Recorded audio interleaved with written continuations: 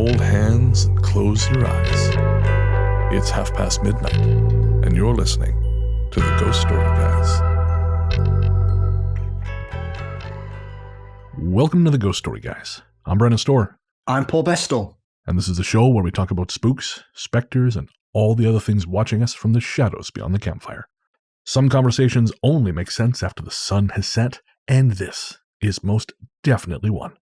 Thanks for tuning in. This is episode number 133, and we're coming to you from that tiny mountain cabin you dream about, but can never quite reach.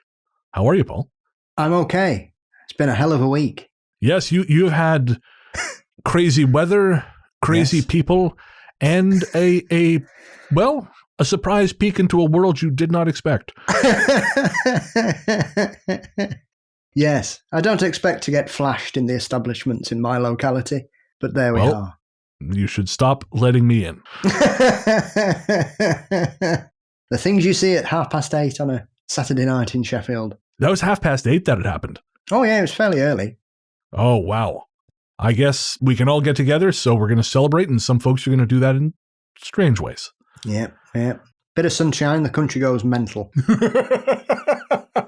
That's the same way here on the coast. In Victoria, if the weather changes too dramatically, everyone just kind of loses their mind. They start sacrificing kids at the Terry Fox statue at mile zero. It's very scary. Yeah. I mean, if they just decided to forego underwear, I think everyone would be a lot happier.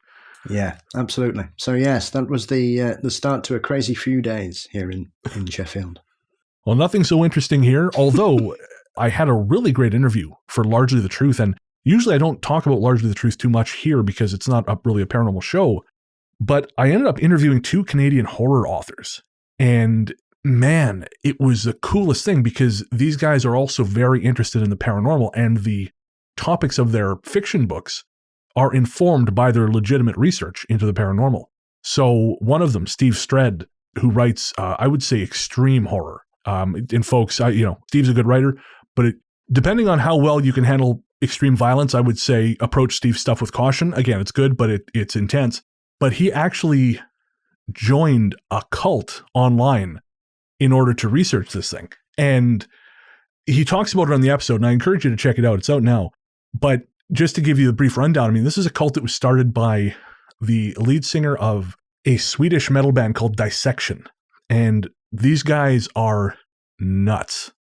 Some of the stuff that he describes in the afterword to the book he researched doing this it's actually vile. Like I'm not going to get into it, but it was just an education in what is out there in the world. Hairy stuff. And I mentioned this to you, and you reminded me that there is a certain anniversary which just passed. So all this seems very apropos. Yes. The anniversary of the Heaven's Gate tragedy, which is one of those things that I have a weird thing with cults because I just can't get my head around it. And Heaven's Gate, especially because they were part of the UFO circuit as well, took the decision to commit suicide to ascend to the UFO that was allegedly hiding in the tail of the Hale-Bopp comet. And so, coincidentally, this group also, their thing is you ascend. Except to them, you're ascending to a place, I believe they call the Black Heaven. But the lead singer of this, of Dissection, he did the same thing. He ended his own life and is said to, by other members, or at least at the time, Steve was saying that, no, he completed the steps and he ascended. And so if you guys are at all interested in that kind of thing, check out that episode. And actually, before I move on from that, you and I were talking about this briefly. The other author I interviewed on that show was Andrew Piper, and he's another Canadian horror novelist who his most recent paperback, The Residence, is about a little-known series of events in the White House during the Pierce presidency. And during the course of that research, he uncovered a number of other incidents in the White House where paranormal activity was recorded in official documentation. And he was saying that there was even a case where fairly recently, and I don't know how publicly known this is, it might be, I'm not that well informed, but a Secret Service agent was so unnerved by something that happened in the basement, he actually discharged his weapon. But it was all kept very, very quiet. And so it's fascinating to me that, again, these stories are out there, but it's just a matter of asking the right questions at the right time. Yeah, yeah. I mean, the White House has a long history, especially since the Lincoln assassination, because Lincoln's one of the most famous ghosts that's allegedly spotted.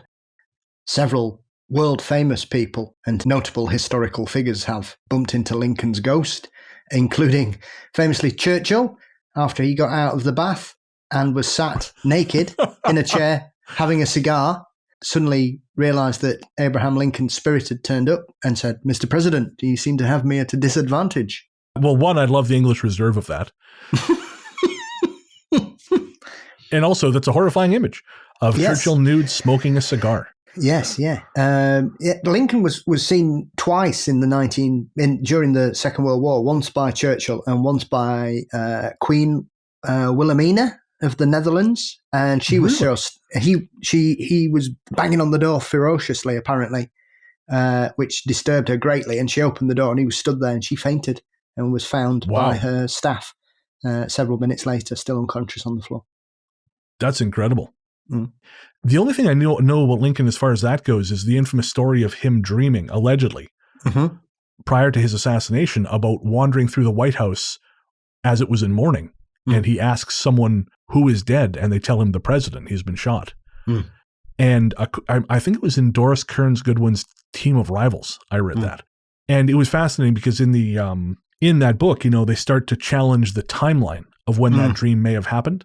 And there's a patron-only bit for that show. So if you're a patron of Largely the Truth, or actually if you're a patron of Ghost Story Guys, you'll also hear it. There's a bit where we talk about how that sort of seems to be almost, and you and I have talked about this on the show, that's almost like a thing a lot of skeptics especially will do after they've had an experience like that. They will start shifting the timeline around to invalidate it. Yeah. So they'll say, "Oh no, that couldn't have happened when he went prior to the actual event. It happened afterwards." Even though they know damn well that's not the case. It's just in order to make it fit their worldview, they have to adjust the timeline. Mary Todd Lincoln, who's obviously was Lincoln's widow, became obsessed with spiritualism after his assassination as well. Oh, I did not know that. Yeah, they used to have seances in the White House. She was desperate to try and connect with him. So apparently that was also the case. Jesus, we got to get the show going here, but this is a great conversation. But that was also the case with President Franklin Pierce. His 11-year-old son died, I want to say days before they took residence in the White House. And his wife, who never wanted him to be president in the first place, she held a number of seances trying to contact their son. And so, anyways, great conversation. That's the latest episode of Largely the Truth with Steve Dredd and Andrew Piper. And again, if you're a patron of Ghost Story Guys, you will get an episode of Sunken Library that has the entire conversation. So with the extra 30 minutes of paranormal stuff added in. I mean, the main episode's paranormal enough, but there's extra stuff which will be included for patrons.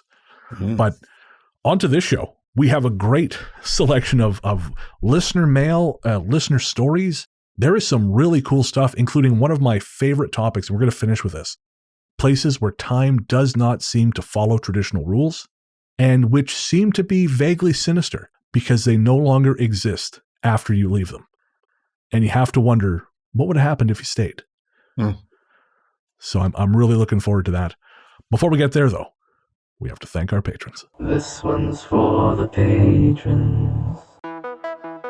Patrons, you are the Joshua Speed to our Abraham Lincoln, which is to say, no matter how much they try and hide it, we would not be us without you. Of course, we'd like to thank all our patrons, but we'd especially like to thank our latest patrons.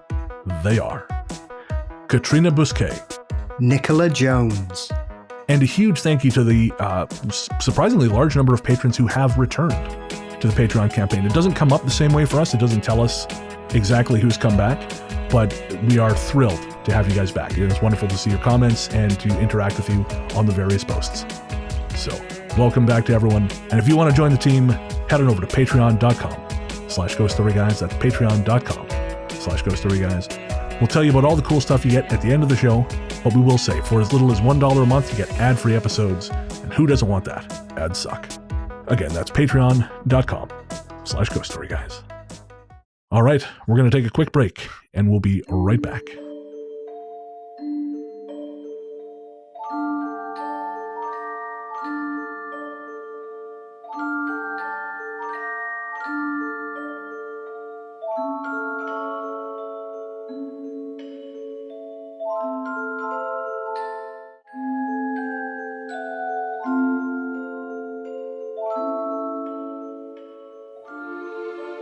Welcome back.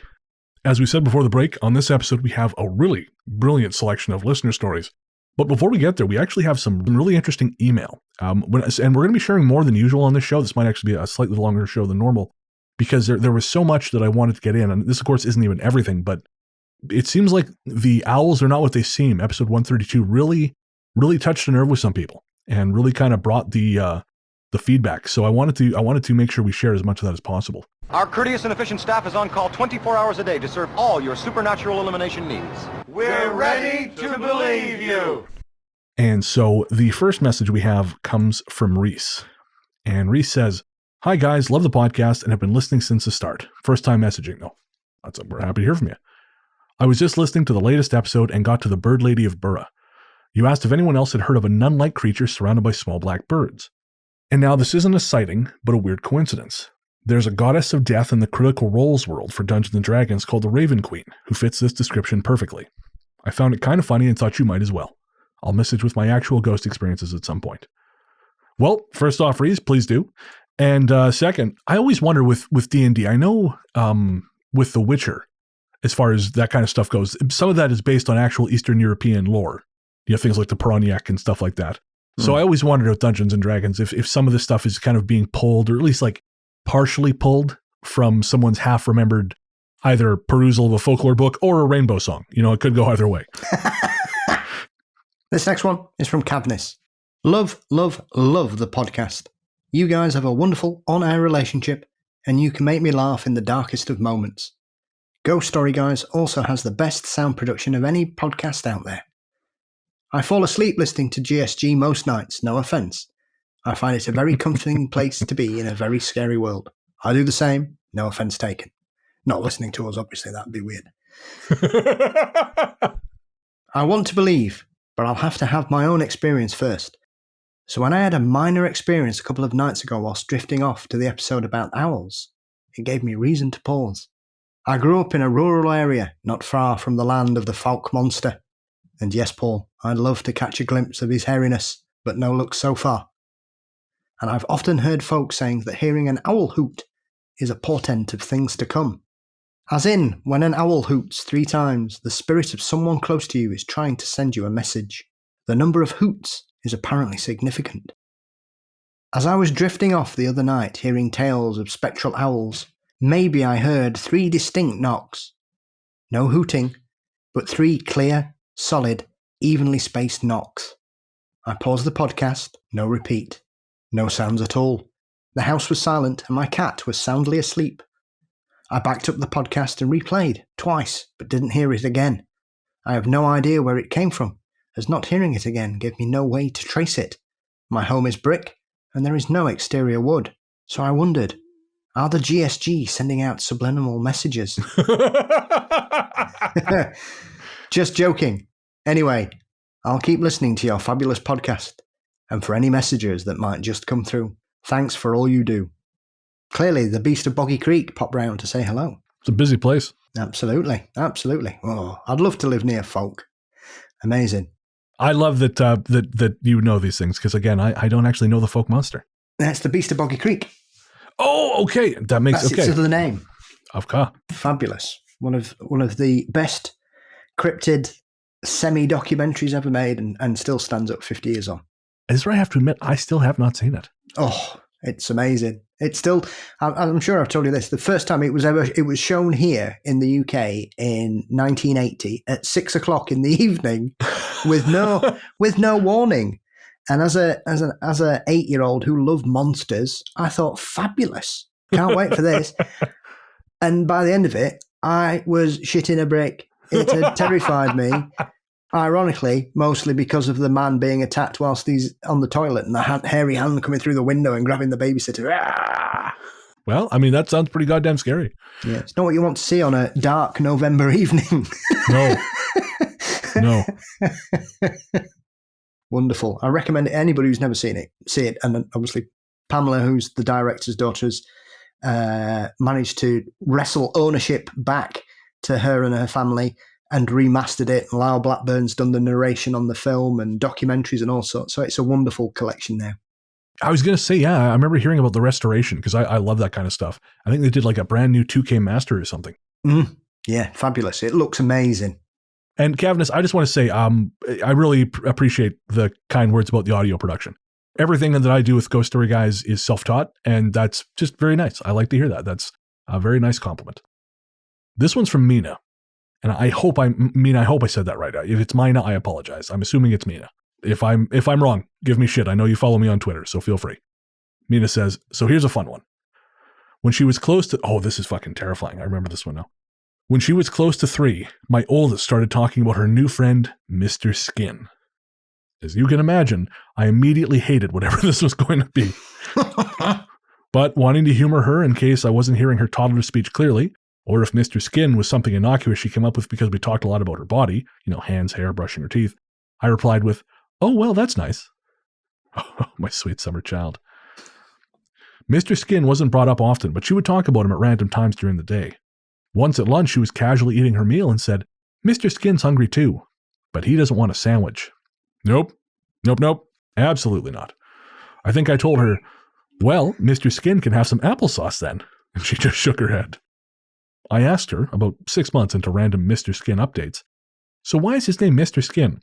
And she said, because he doesn't have much and wants more. Oh, man. I cannot stress enough that the only thing we really had on television while she was awake were things like Sesame Street. Yeah, Clive Barker's Sesame Street. I did note that from time to time our cats would park themselves in her bedroom in front of her crib and later on toddler bed. We moved into a new house recently, and the first thing I did before we painted or fixed anything up was sage the house and sprinkle sweet basil around the property line. My oldest is 4 now, and I asked her if she liked her new home. She does, and she said, yeah, this is my favorite house. I asked her if she remembered her friend from the old house. She confirmed she did, but Mr. Skin doesn't come to this house because I put something on the ground. So there you have it, I guess. Now, she could just be saying things that I connect to my adult paranormal believer brain, and I kind of hope she is. Yeah, me too. But as she's grown up, less and less things seem to appear to her, and I'm sort of hopeful it stays that way. Cheers to you all. Your show's tops. Love from Mina. Terrifying. He doesn't have much and wants more. That is going to haunt me till the end of my days. That's up there with the story we had about Bumblebuzz from episode 70-something. Holy shit. Oh, I love scary children's friends. I think they're fabulous. I think there's so much more to this than meets the eye, me. Oh, 1,000%. Oh, the fact that Mr. Skin can't come around because she sprinkled something around the house. The kid's not going to understand what, that she even did that, let alone what it means. Yeah. So. And whose skin does Mr. Skin want? Well, that is also another very relevant question. How much of it does he need? Or is this just something he eats? Maybe that's how he gets it. Well, that did occur to me. And none of those questions go to answers that I particularly would ever want to have to answer around my kid. Holy shit. Oh, yes. Mr. Skin. Mr. Skin. That one's going to stay with me. Not permanently, I hope. Well, we're going to have to sprinkle sweet basil around our new apartment when we finally get there.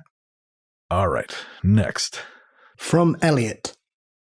Chaps, firstly, I just want to reiterate what the fan in your last show wrote. Was it Fiona? The show is going from strength to strength, and I'm really loving the work you guys are producing. Thank you very much.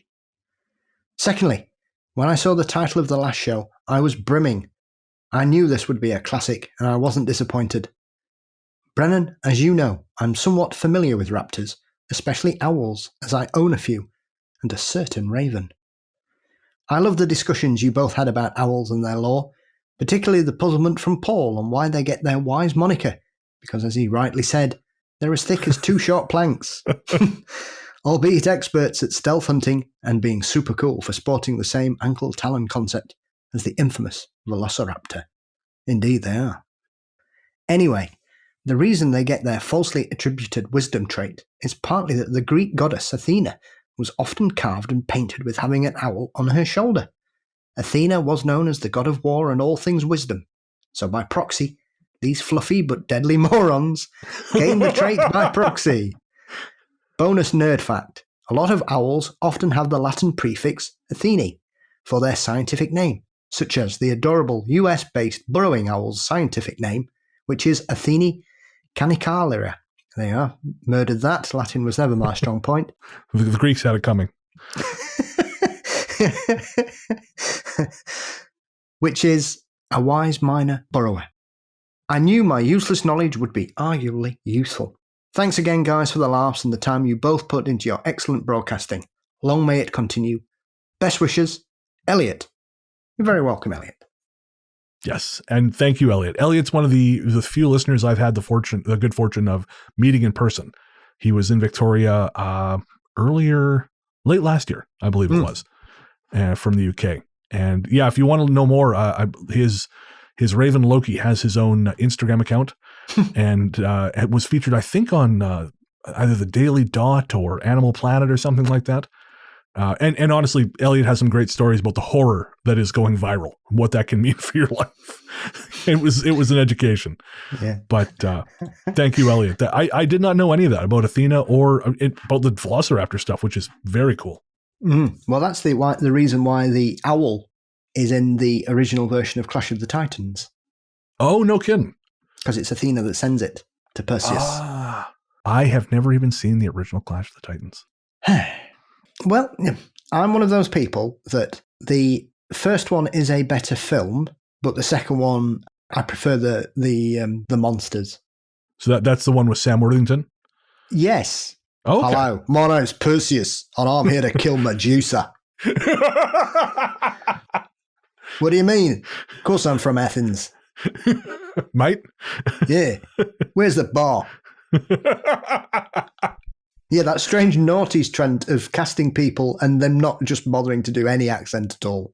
The only time that's ever worked was in The Death of Stalin, which is a masterpiece. But yeah, other than that, I remember that. I liked that movie. Actually, I liked the sequel too. I thought the sequel was even better. But yeah, I am ashamed to say I have not seen the original. Yes, worst 3D film I've ever seen in a cinema. Oh yeah, that was in that horrible time when they were converting everything after the fact, and it just looked like muddy garbage. Yes, it took me back to being a child, wearing green and red glasses, thinking, what the hell's this? This is shit. We were promised jetpacks. Instead, we have glaucoma.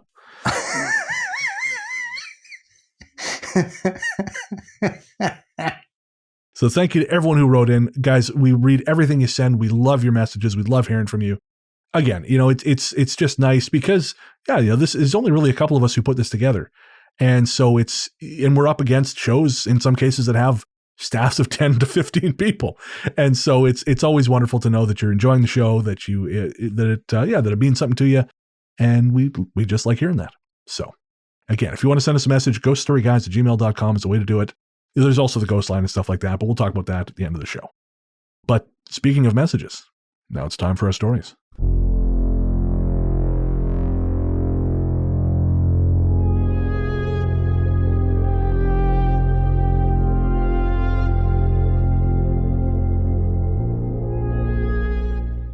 Strange Visitors from Ashley. I grew up in an old town in New Hampshire. The original part of the house was built in the 40s next to a cemetery. We have researched the home and have never found any strange history. On the other side of the property was an old logging road. It is now a town road. Across the street is a beautiful old farmhouse built in the early 1800s. My parents moved in during the early 80s, a few years before I was born. Soon after I was born, my mother recalls her first paranormal experience in the house. She awoke in the middle of the night to the sound of an old-fashioned telephone ringing. We didn't have an old telephone at that time. When I was 4, my mother and I had separate experiences seeing a woman in a white dress in the bedroom area of the house. Over the years, my mom has seen many apparitions in their bedroom, including a Civil War soldier, a little girl in a white dress, an old-fashioned ironing board set up at the foot of the bed, and a man walking down the hall in khaki pants. When I was a teenager, I stood at the kitchen sink one night washing dishes. A small, dim lamp lit the sink. Behind me was a wall running the length of the kitchen. No windows to the outside. I looked up at the wall in front of me and saw the shadow of a short, bald man floating along the length of it. I watched it move along the wall until it approached the doorway and disappeared. I looked around and quickly realized I was alone. I bolted to the other end of the house to find my parents watching television in their bedroom. A few months later, my mother had just purchased a beautiful, antique drafting desk for the office. One night, I headed down the hallway towards my bedroom. As I walked past the office doorway, I saw a man dressed in a black suit sitting at the desk. His hands were folded in front of him, looking straight ahead, as if he was deep in thought. As I continued past the doorway, his head began to turn as if he was going to look at me. I stopped dead in my tracks and leaned back to look in the office doorway to find the chair pushed in, no one in the room. I remember his hair and clothing style vividly, which was fitting for the 1800s. A part of me always wondered about the history of that desk. Fast forward to 2018. My father unexpectedly went through open-heart surgery. All went well with the surgery. Then, in a freak accident, the nurse nicked a main artery while aspirating his lungs. He nearly died, but by the grace of God, he survived. Soon after he returned home from the hospital, my mother woke in the middle of the night to a man standing by my father's bedside. He was wearing a khaki suit with a shaggy 70s-style hair. He was leaning over my father, as if he was checking on him. As my mother turned her head to look at the man, the stranger abruptly stood up straight as if she startled him. He shook the hair out of his face, turned, and walked off through the wall. Interestingly, the khaki suit he was wearing matched the suit of the man she saw walking down the hall a few years back. My family and I talk about our experiences all the time. We wonder if the bedroom area is a portal of some kind with a cemetery next door, as most of the experiences occurred in that area of the house. In addition, we came to the realization that the occurrences began soon after I was born. I'm not sure if there's any connection between a new baby being brought into a home and the paranormal. I am curious about this, though, considering children have a tendency to be sensitive to these things. I continue to experience strange things in my home today. My parents and I live 5 minutes apart, and we joke that perhaps these people travel back and forth with us between our houses. Whatever the explanation is, nothing in that home has ever felt negative. I'm grateful for that. I will share the stories from my current home another day. Thank you, Ashley. That is really, really cool. And something that I don't know if you noticed it. Well, we talked a little bit about this in the opening to the show, but there's actually a surprising number of callbacks to past stories in this episode. And this is one of them, because we had a story, I want to say it was on the healthcare episode, where a guy in a 70s style outfit walked into I want to say like an ICU, and actually seemed to fixate on one particular patient, and then that patient died. But the man was not recognized to anyone as family or friend, and he, I believe, vanished when they tried to chase him down. So is there some kind of disco ghost out there just checking on the people close to the edge? There we go. Disco ghost, finally. At last. The consistency of it makes me wonder, Yeah. Well, khaki is a very distinct clothing item to be seen in as well. It's a very unique kind of colour that you would often only really associate with soldiers in the desert, perhaps. And I always like stories where phantasms seem surprised to be seen as well. They're some of my favourites, but they seem like, oh, what? You can see me? And sometimes I wonder if that goes to what you and I have talked about in terms of the shifting timeline thing.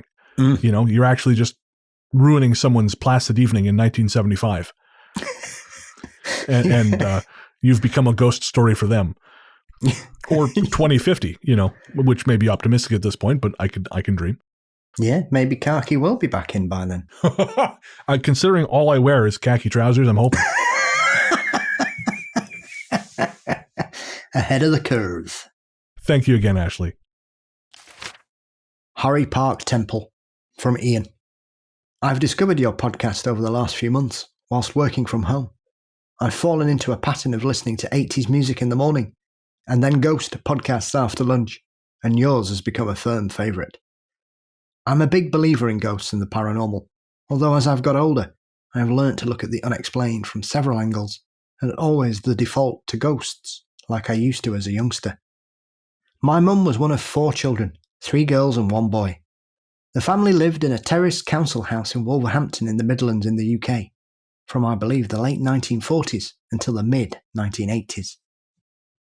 One night my mum and her older sister were sat talking in their bedroom, and both happened to look up at the same time, and saw a sailor stood on the landing. Their father had served in the Navy during World War II, so I think their initial instinct was that it was their dad trying on his uniform. They soon realised that it wasn't. This sailor then turned and disappeared in front of their eyes. As a background to this story, there is a legend in the local area of a sailor, Harry Park Temple, who tragically died in the late 1920s when he tried to save some boys that had been playing football on a frozen pond. The ice had broken, and they had fallen in. I understand 2 of the boys perished. I often wonder whether my mum and sister saw the ghost of Harry Park Temple, and whether he was attracted to their house by the presence of 4 youngsters, given that his final act was trying to save some kids. Maybe there's something in that, or maybe it's just nonsense, but it's always been thought of mine. That's not the only strange thing about that house, though. In the 80s, after my grandparents had both died, my mum's youngest sister was the last family member left living in the house. She met a guy who worked for the local council. They eventually decided to move into a new house together. The boyfriend, knowing that the council would completely gut and redecorate the house once it was empty, had started unstripping the wallpaper and the polystyrene ceiling tiles and other basic bits here and there around the house. I say I've never seen a ghost, but I have seen something that I just can't explain. One day, I went round to the house with my mum to help with some of the tidying up and such, and we were in the upstairs front bedroom when I saw something that just didn't make any sense. I noticed that all along the walls and all across the ceiling were greyish handprints and shoe prints. Even as a young and naive 7-year-old, I knew that something just wasn't right with that. I tried making sense of it by thinking maybe the walls and ceilings were covered in boards, and the builders had made their marks when handling them. But the more I looked, the more I realised that they were just normal walls and ceilings. The hand and shoe prints were all in sequence, as if they had walked up and across the walls and ceiling. I remember saying to my mum that it looked weird. She tried explaining it away by saying maybe the builders had made the marks when they built the house. It always stayed in the back of my mind. About 9 or 10 years later, I was at my mum's youngest sister's new house, and a programme came on TV about ghosts, which got us all talking. My mum's sister suddenly said, "Yeah, we used to get those weird hand and footprints in our house." Straight away, the memory came back to me. I'd always known there would be something not right about those prints. It turns out that these prints would appear, then they would get painted over, but then reappear again after a few days. They only stopped appearing when they were covered with wallpaper or ceiling tiles. One final thing that happened in the old house is that my auntie heard her dad walk up the stairs one morning, 2 or 3 years after he had died. She knows she hadn't imagined it, because her dog heard it as well and started to bark. So you and I were talking off air, and you were saying that the footsteps on the wall and ceiling is similar to something that happened or that was recorded in, was it the vertical plane? Yes, a legendary paranormal true story from the mid-80s here in the UK, just outside of Chester, in a town called, a large village called Doddleston. Can you tell us a little bit about that? So, a guy who was a teacher ended up moving into this beautiful old cottage and started to renovate it. And they noticed, as they were doing the decorating, that what looked like weird footprints started appearing on the wall, coming out of a heater and across the wall and up the ceiling and things. And at first they just, as is often the case in situations like this, they just went, that's a bit strange. Sure. They're not my footprints. Nobody else is here. So I don't know who's walking up the wall. So they were trying to, they kind of explained it away. And it all kind of, little things started to build up. Like he'd come downstairs and find pyramids of cans or beer cans built on the floor. And because there were 3 of them living in the house, there was this guy and his partner and his friend who was staying with them for free, and she was helping doing the decorating as payment for rent. They all kind of thought it was each other. Right. And then he borrowed an old BBC micro computer from school to do some work on. And that's when it started getting really weird, because then they started to get messages from someone who was writing in the 16th century. The 16th century? Yeah. Okay. On a computer, that wasn't obviously attached to the internet. Okay. I'm following you. It's all very strange, but I'm following you. Yeah, and they would just turn up. There'd be a file appear on the desktop, and they'd open it up, and it'd be a new message. And so what happened over the next 2 years that they ended up having this kind of conversation with someone who didn't understand how they could speak to him or where they were, and then somebody else from the future turned up, and it was all a bit odd. And it was investigated by some leading paranormal researchers at the time. And a lot of people just brush it off as just being too wacky or a elaborate hoax. And so the book just fell out of print and became one of the most expensive paranormal books you could buy. Secondhand copies were going for like £500-600. I remember recently. you and I were cruising eBay several times and checking for copies. And yeah, they were all hundreds of dollars. And then, as if by magic, like a blast from the past, the author, Ken Webster, who's the gentleman whose house this all happened in, got wind of everything that happened and has spent pandemic updating and reformatting the book and re-released it a couple of weeks ago because he was sick of people having to pay so much money for his story, and he wants as many people as possible to read it. So he's re-released it, and you can get a copy now for £15 rather than $500. Which I have to assume you've done. Of course. That is fascinating. If you weren't telling me, if someone was just telling me the story, I would think, well, that seems kind of a little bit bullshitty. But if there's enough there that you think there's some legitimacy to it, then I'm genuinely fascinated. It's crazy, is what there is. There's a Clint Howard movie from the 80s called Evil Speak, where he summons Satan through a computer, and it kind of makes me think of that. I just think this can't possibly be a thing that exists, but here we are. I mean, like I say, it's a very strange case. Well before the internet wasn't even widely available till towards the end of the 90s here in the UK. Sure. Only government officials and secret military bunkers had access to anything like the internet in the 80s. But certainly it wasn't anything like that. And they obviously, an old cottage that they were renovating had no possibility of being able to bring these messages in from anywhere. There was no external source they could be coming from at all. So, and it couldn't have been someone in the house just fucking with them. Well, it could have been. I mean, there's always that kind of, was it someone doing something unconsciously or some other such nonsense? But right. It seems remarkable that a teacher and his partner and their friend would be doing this, and the fact that here we are almost 40 years later that he's brought it back out to the modern world where this story has achieved almost cult status, ironically, and dragged it into the modern era and in the cold light of day, clearly opening himself up to allegations of all kinds of stuff. And I think if it was just a hoax or a practical joke, you would leave it behind. You wouldn't want to drag it out now.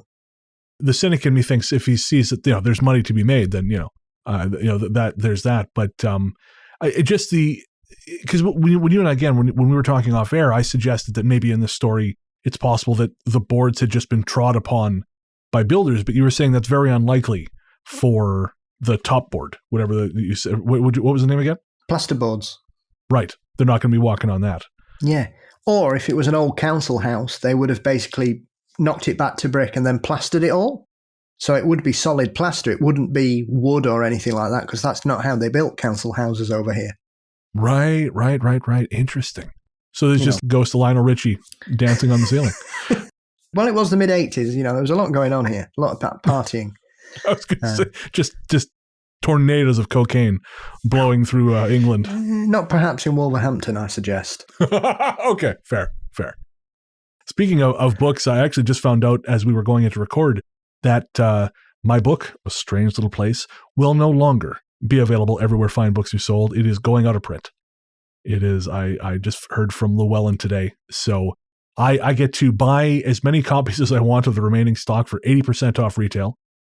And then I get the rights back. So I don't know what the fuck I'm going to do with that. But if you want to get a copy of A Strange Little Place, now's the time, because soon it will be selling on eBay for $600. I'm just kidding. It's not a chance. Not a fucking chance. That's why you're buying 80 all the stock. That's right. But I can't sign them because that'll bring down the value. I mean, that's the other aspect of the vertical plane as well. A cynic would say, well, surely the author would have kept some, and maybe it was him that has been boosting the price all these years. But then again, if that's the case, why would he then cut his nose off to spite his face by bringing it out updated considerably less? Yeah, that seems less likely. Well, I know you've reached out to him, so I'm genuinely hoping he comes on the show, because I want to hear him hear the story from him, and I'm also going to pick up a copy of Vertical Plane just because I'm desperate to know more. Yeah, I'm delighted, because to be honest, he's kept himself completely out of the limelight for the best part of 4 years. So it would be wonderful to get a chance, because he's somebody I've wanted to speak to since I first heard the story in the early 90s. And that is a strange behavior for someone, if they are indeed seeking fame, to just disappear. Like that seems very unlikely. A little bit later, I want to talk to you about one of your recent episodes, because I was just enthralled by it. And it was another one of those things that, people always say experiencers are just looking for attention or trying to get rich. And very rarely is there ever a case where these people have had great success following an actual experience. Yeah, unless they're a masochist. Yeah, that's it.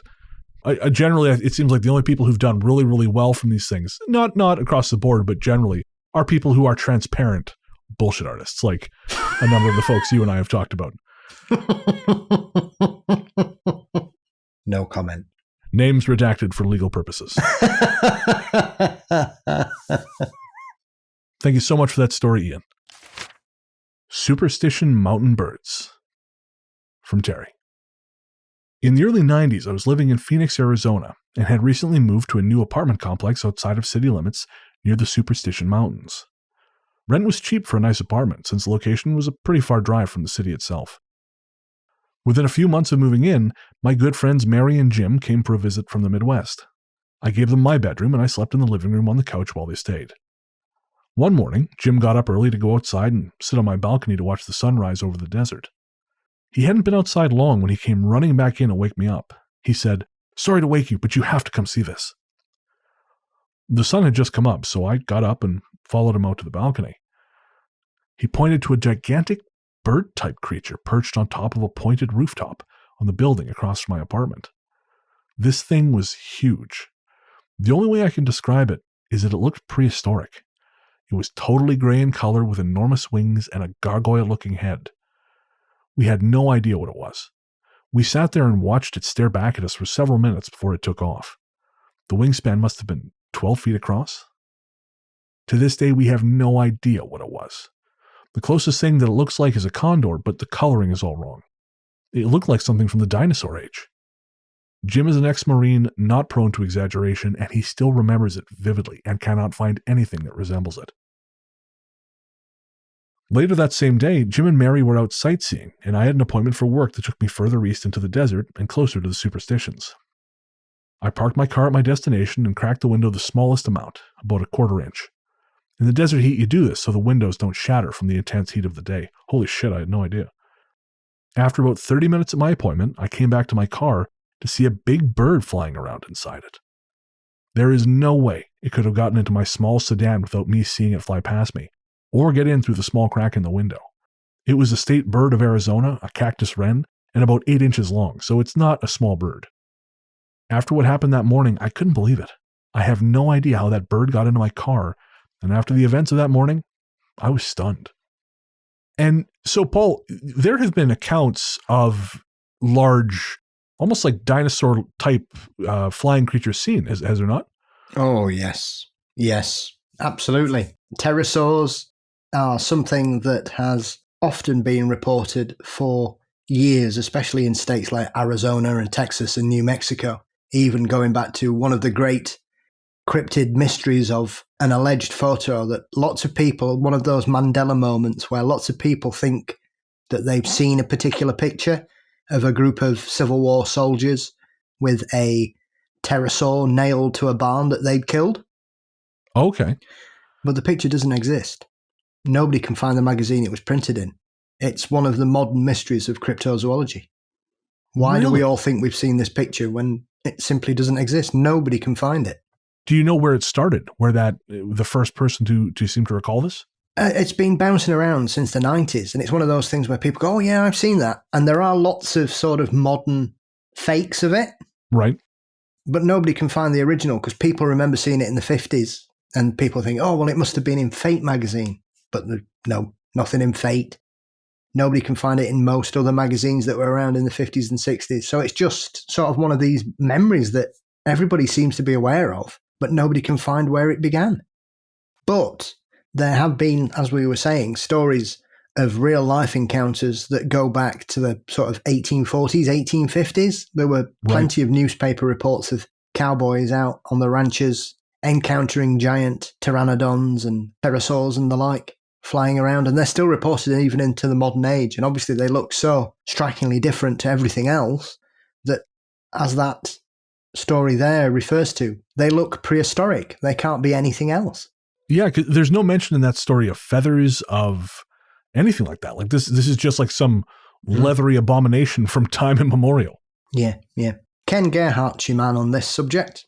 Oh, okay. One of Ken's first books is about the whole big bird, thunderbird, dinosaur sightings.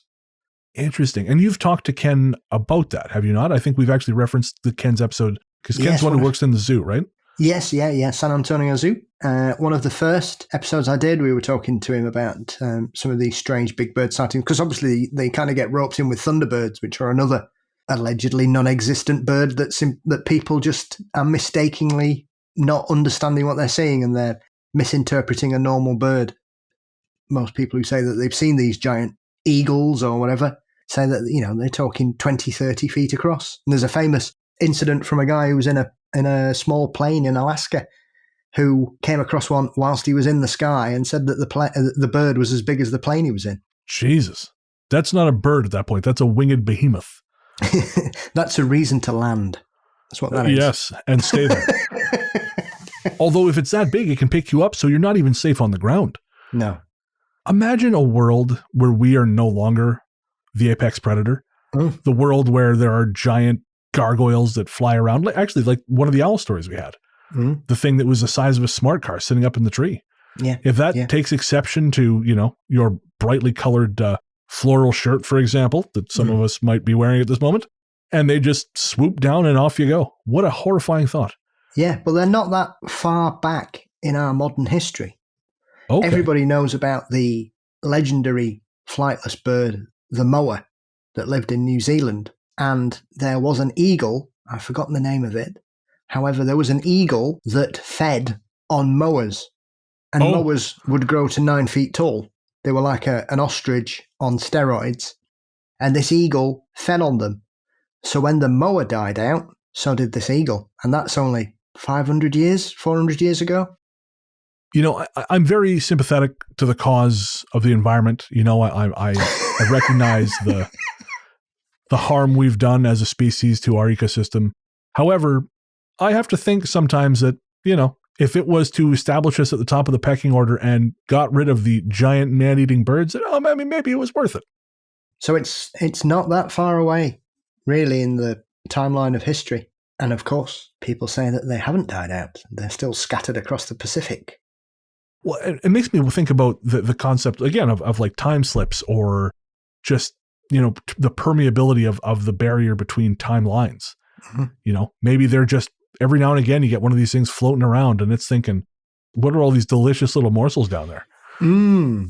Of course, some people would also say that would explain a lot of people that disappear in remote locations, who seem to vanish into thin air, almost as if they've gone upwards. Oh, I do not like that, Paul. I do not like that. That gave me the bad kind of chills. It's you know, it's a plausible, if we are to believe some of the witnesses that have claimed to have seen giant birds of all descriptions, then that would be, if they do exist, then we of course are, as you referred to, a tasty morsel. And the car is just a Pringles can. That's what that bird was, Terry. That was an advanced scout.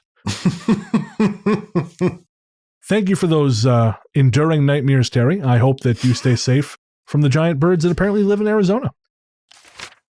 Before we read the next story, we're going to take a quick break to pay the bills, so make sure to keep your fingers poised above that skip 15 seconds ahead button. 6 stories from Connor. One thing before my stories. My mother is a very spiritual person, and between my siblings, I've always been a bit more spiritually tuned in than my brothers and my dad. Ever since I can remember, I've been able to notice a change in a room. Lots of times I'd get a sharp pitch ringing in my ear, and my attention would be shifted almost immediately to somewhere around me. I also hear things a lot, little pssts, and things like my name being called out of nowhere. As I've gotten older, that little ring has actually saved me from some car crashes and avoiding some pretty bad situations. Quick example, I was at a party one time with a friend of mine, in a town where, if the wrong people are there, things can go south real quick. We were sitting in the smoke shack in the backyard of a house party, and it was just me, my buddy, and a couple of other people. A couple of guys walked in, and when I mean my eardrums felt like they were going to pop, the ringing was so loud it caught me off guard. I kind of ignored it for a couple of minutes, but it just kept going, and it started to give me a headache. These guys pulled out what they said was just some weed from a dispensary, which they lit up and started to pass around. I grabbed it when it did, but I swear my eyes went foggy, so I said no thanks and left. My friend was concerned and followed. After I left the shack, I went back to normal almost instantly and decided it was time to leave. Later, I was told by someone who had stayed at the party that one of the girls in the shack with us had actually had to go to hospital with a possible OD. I'm not saying the joint was the real reason, but all I know is she wasn't questioning anything those boys were giving her. Either way, I'm kind of glad I didn't stay. Could have been me. Anyway, to my stories. We're going to go out on this quite lengthy series of stories from Connor because there's some really great stuff and there's stuff I think worth talking about. But I actually wanted to comment on this because, one, I think we all kind of have that built-in sense of, just to one degree or another, I don't know if this is a good idea. And I'm a huge, huge proponent of listening to that voice, particularly if someone's given you drugs. Because, once upon a time, that was a laugh. But I mean, I don't know what it's like in the UK, but over here in North America, we have a massive problem with poison drugs. Drugs are being adulterated with fentanyl, which is causing... So you guys are having the same problem? Yeah, especially with heroin. Yeah, there you go. And here it's in a lot of recreational drugs. There have been no cases in Canada, at least, that I'm aware of dispensaries selling marijuana tainted with fentanyl. But I do know that, how can I put this? Prior to legalization, there were some very extra legal operations that were using a little bit of it to enhance the effects of their terrible, terrible biker weed. And I know one guy who actually had a heart attack because of this. He smoked a joint that had been laced, and it put him flat on his back. And so this is just a PSA from Uncles Brennan and Paul. Just listen to that voice and be real careful about who you're taking drugs from these days, because it can go real bad real fast. And I mean, if you've got Narcan nearby, that can help, but still, that's not a guarantee, and you just don't want to have to end up in that situation. Yeah. Fentanyl is bad news. It's not anything you can handle at all. I don't care what anybody says. I think some of the sad overdoses over here, they've got like 100 lethal doses in. Oh yeah, it's an extraordinarily powerful opiate. A very small amount is enough. I think it's micrograms is what it's administered in, and it's administered, I believe, typically in slow release patches, not in sort of straight up. That will just end your life. And so, again, I had a little incident that I told Paul about off air, and that was with thankfully nothing so serious, but a medication I typically buy from, shall we say, a gray market seller, they put the wrong capsules in the bottle. And I realized when I had some pretty intense and surprising side effects, and thankfully it wasn't serious. It turned out to be a very normal consequence of too many B vitamins. But I was not aware that there were B vitamins in this capsule, because typically the capsule I buy, which I use to treat my depression, has no B vitamins. And so that was fairly innocuous, but that could very easily have not been quite so innocent. And so we're not going to tell you kids don't do drugs because, let's be we're not hypocrites. Yeah, we're not hypocrites. But holy shit, be careful. Be careful who you accept drugs from. I follow, actually, there's a Twitter account. I don't remember what it's called, but they share the results of drugs that have been tested, what it's supposed to be, and what it actually tested as. And sometimes the gulf between those two things is truly chilling. Holy shit. It's supposed to be, say, MDMA, for example, and it's not at all. There's no MDMA anywhere near it. The closest you get is the various letters in the names of the substances that are actually in the capsule. So, yeah. Yes, and we've all seen that hard-hitting documentary, Reefer Madness. Let that be a warning to you all. That slice of life. Next thing you know, you're listening to jazz and eating chocolate. Will the terror ever cease? No. Avoid jazz. Stay clear of drugs. I'm just kidding. Jazz is awesome. Check out Miles Davis' Sketches of Spain. But anyways. Yeah, another advert for for the dangers of drugs. Yeah, if you want to stay off drugs, read about Miles Davis. Yes. Anyways, you can enjoy the fruits of Miles' labor by listening to Sketches of Spain. All right, so on to the first story from Connor. I have two brothers, one old and one younger. My older brother and I shared a bedroom, and our room was directly down the hall from our parents', and halfway down the hall there's a doorway to the left into the living room. To the right is the bathroom. From where our bunk bed was positioned in our room, we could see straight out the door. If the door was open, which is how I liked it when I was younger, you'd be able to see straight into my parents' room if their door was open too. My parents used to leave both doors open for us because my older brother had night terrors on and off for around 2 years. Being a light sleeper, it really sucked, and for 2 years, sleep wasn't really something I got. His night terrors would always happen between 11 and 1 in the morning, but it could happen again later in the night, so lots of times, me and my brother would be awake around 2, and after he calmed down and my parents went to bed, we would talk until he fell asleep. Both of us faced our parents' room when we slept, and on more than one occasion I can remember laying there nodding in and out when I would see what I could best describe as a static figure walking between my parents' room and my brother and I. I used to see it all the time, just walking back and forth, but never into either of the rooms, and then it would walk into the living room. The figure was usually adult-sized, but that could vary. It never really concerned me. I just remember being confused and falling asleep. When my brother and I got older, I told him about it, and he kind of looked at me in surprise because he thought it was related to his sleep disturbances and didn't think I could see it. That's when it clicked that I only ever saw the static figure after his episodes. After thinking about it for a while, I kind of came to the conclusion that maybe it was one of my grandparents walking the hall to comfort us, making sure he didn't have any more bad dreams. And I mean, that's very possible. That's certainly an interesting theory. But it did kind of remind me of something that's happened to me a few times. There'll be times where I'll be having a really bad dream, and like a bad dream where there's this sickly feeling in my chest. That's the best way I can describe it. Like in the dream, there's this massing sense of danger and peril, and like I get this nauseous feeling. And whenever I have those dreams, my cat wakes me up. My cat will be sitting on the floor next to the bed, meowing up at me. And as soon as I wake up from those dreams, she'll just toddle off and do her thing. And I haven't had one in a while, but it's almost like she somehow knows that there's something wrong and that she needs to pull me back from it. And I mean, my cat is not super clever. I love her, but she's no Rhodes Scholar. But at the same time, it seems like she somehow picks up on this. Maybe that's what's happening. Maybe when this thing appears, that's almost jarring your brother out of that. Though we've had stories before on here and in my book, Strange Little Place, formerly where all fine books were sold. We've had stories of not shadow people, but static people. And it seems to depend, they're less sinister typically described than shadow people. We can attribute motives to them, but they don't seem to have like a feeling one way or the other. And I'm curious why they're different from shadow people. Because shadow people are almost universally, there's something negative associated with them. Whereas these seem to be more neutral. And then we also have people who we've seen creatures or people who are blindingly white. And I wonder if that's coincidence, if you're seeing different versions of the same thing, or if there is in fact some kind of spectrum of these things. It'd be interesting to see if there are any encounters with other colours. The purple people? Well, maybe. Who can say?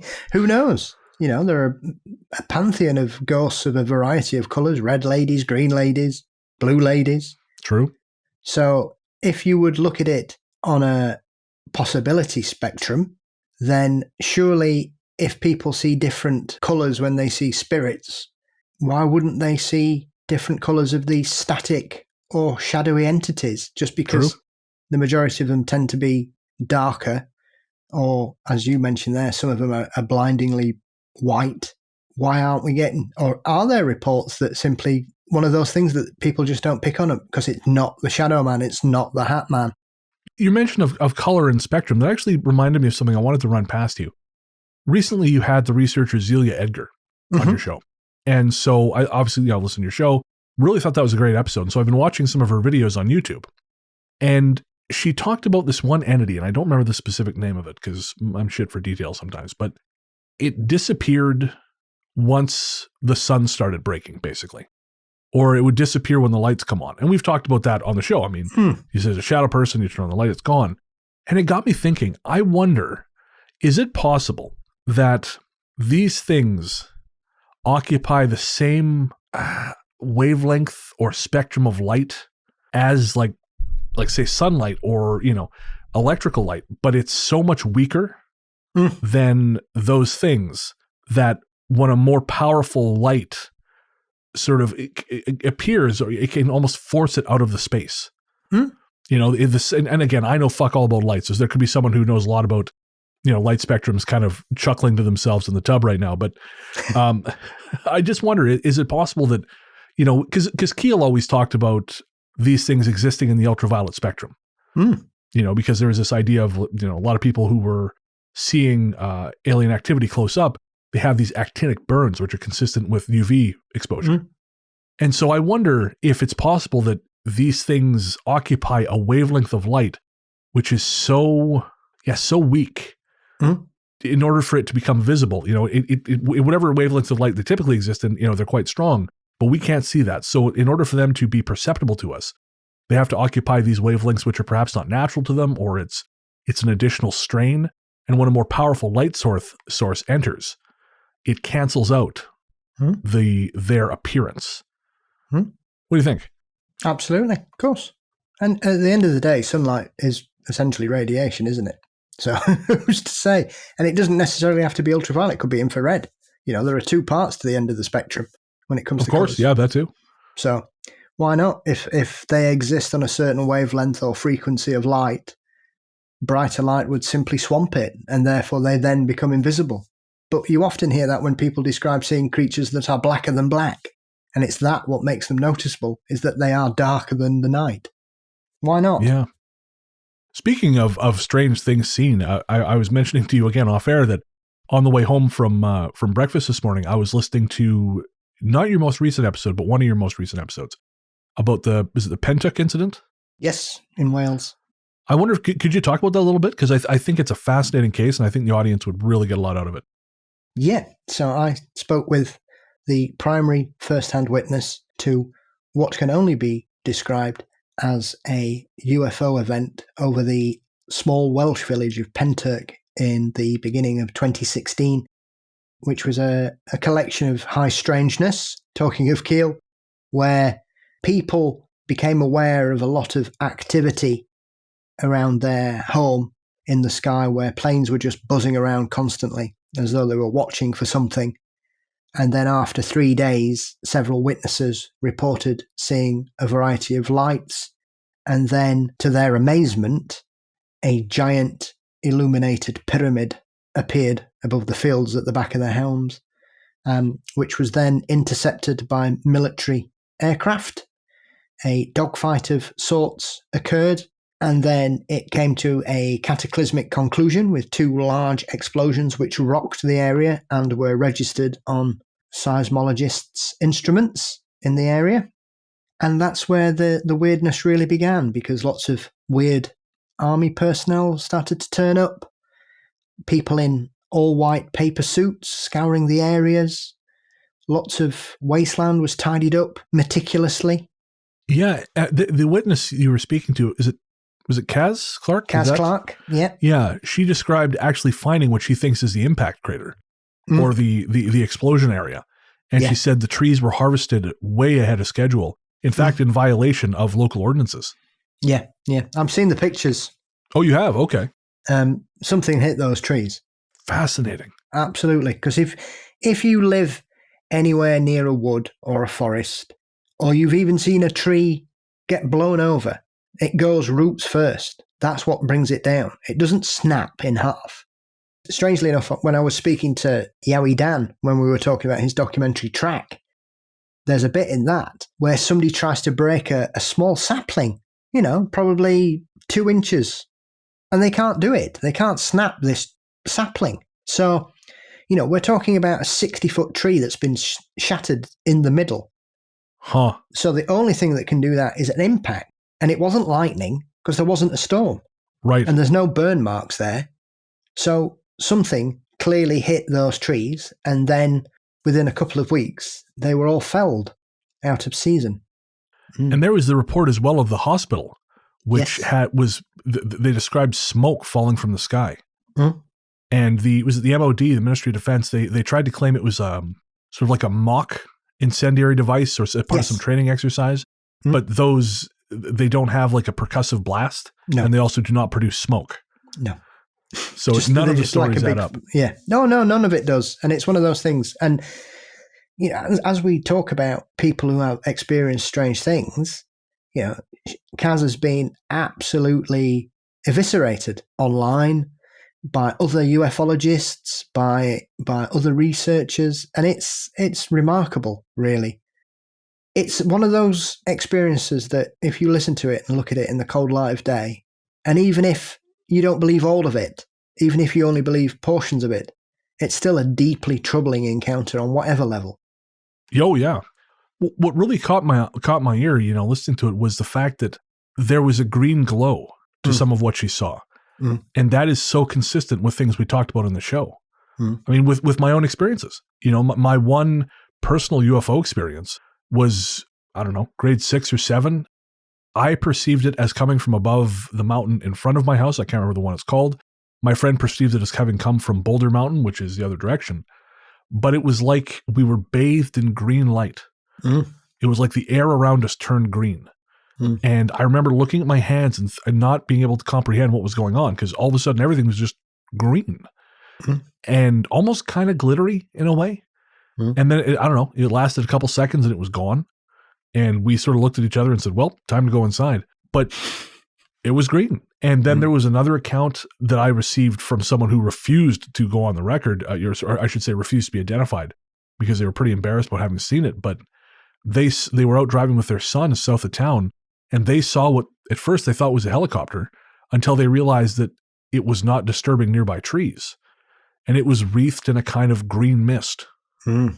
And of course, we've done episodes where a person will appear in a green mist or a green fog, or a green opening will appear on a wall. So there is, or even rather from Australia, I had someone from the book who had an encounter in the Blue Mountains. She saw a green comet strike the Earth. She thought her and her friends were dead. She thought they were going to die because this green, again, what she thought was a comet, came towards them. She closed her eyes. She braced. She screamed. She felt the impact. She felt like the shock wave. When she opened her eyes, her friends looked at her like she was nuts because they had not seen or felt anything. But this green burst of energy had fallen from the sky and impacted the Earth. So there's a real consistency across all these stories, which is, again, quite apart from the fact that she's on your show, and she sounds reasonable, but I tend to believe her, which raises so many questions. Yeah, absolutely. It is a jaw-dropping experience that she describes. All right, so on to the next story from Connor. When I was about 15, my older brother went to university, so I took over his old room in the basement.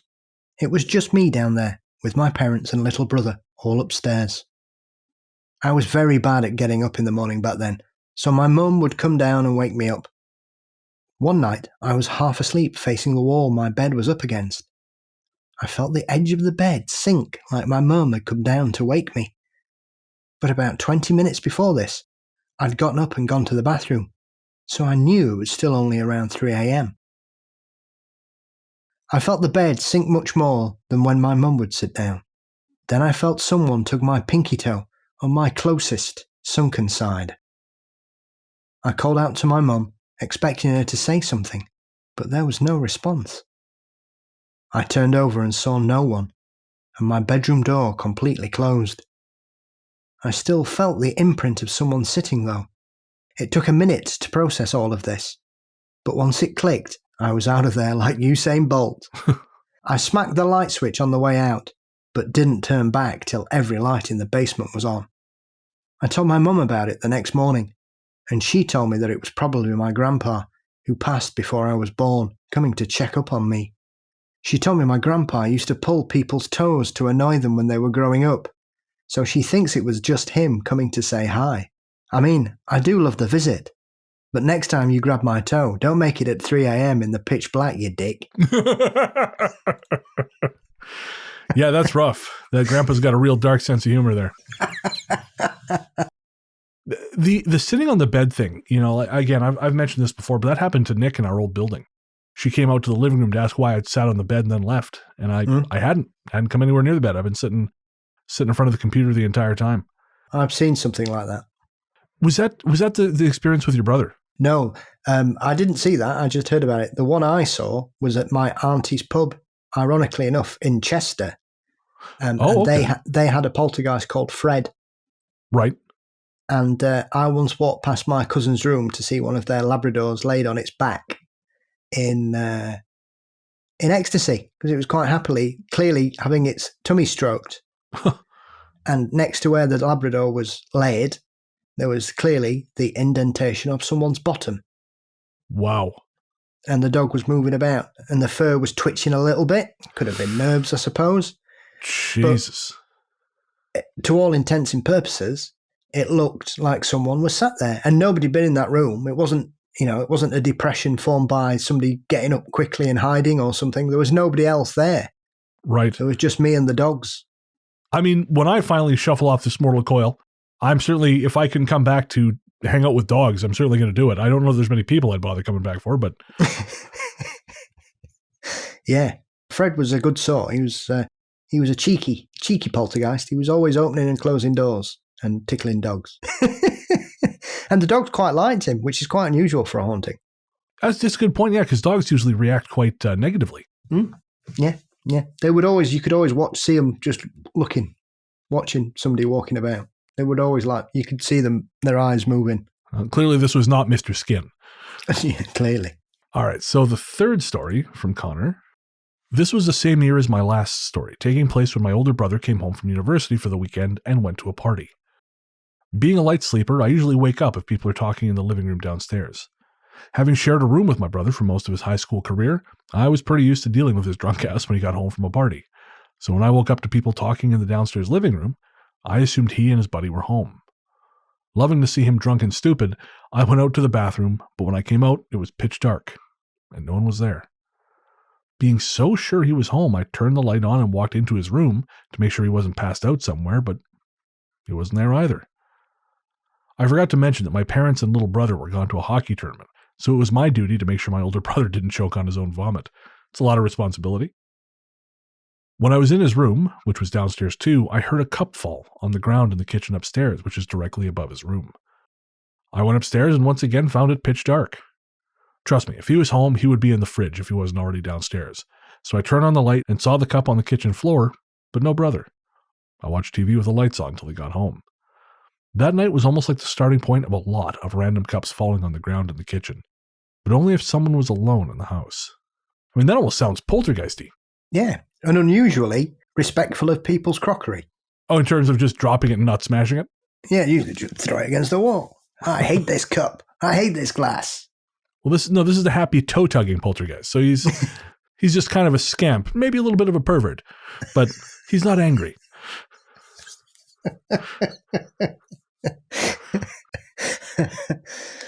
I want to see that. Actually, I've seen that movie. There's a comedy from the 80s called School Spirit about this guy who I think he ends up in a coma. And so he's got a certain amount of time before he's got to do something before, he got to save the summer camp before he dies, or he'll get to go back to his body. But if he doesn't, he'll be trapped forever.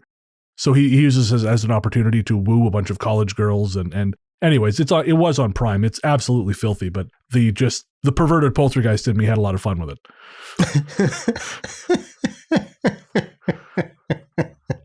Won't someone think of the perverted poltergeist, Paul? That's what I'm coming back as. Absolutely. Going to hang out with dogs and we're going to have, nope, I was going to say sexy adventures. I don't like the way that sounds. Let's just, sorry, Connor. I'm sorry. Let's just keep going here. See, when anybody mentions poltergeists, obviously sort of being perverted, I'm always taken back to the behaviour of the Invisible Man in Alan Moore's The League of Extraordinary Gentlemen. Oh, okay. I would not be that poltergeist. Yes. Well, he gets his comeuppance in the end, doesn't he? He does. And I'm not sure I like that either. So yeah. Check it out, folks. Yeah. That will bring tears to your eyes. Yeah. So I warned you off Steve Stredd's stuff earlier if you don't have a strong stomach. Same for the fate of the Invisible Man. Yes. Story number 4. When I was 16, my best friend decided that he would introduce me to a lovely lady named Mary Jane. The first time he got me high, he invited me over to his place when his parents were gone. Just to give you a little idea of the place, we live in rural Manitoba, where there's not too much between towns other than trees, fields, and the occasional valley. My friend lived on a farm, and his nearest neighbour was down the road about a mile away, so it was a good party place. It was just me, my best friend, his sister, and her friend. When I got there, I said a quick hello to his sister and her friend, and then we were off to the barn to smoke. Before I knew it, I was laughing, and we decided that the kitchen was a much more appealing place to be.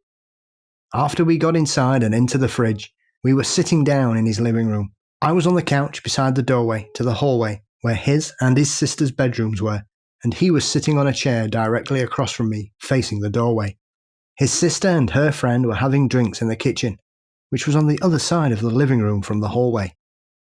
My friend and I were just sitting there, enjoying everything from the fridge, when, all of a sudden from the hallway, I heard a little girl say, "Hello?"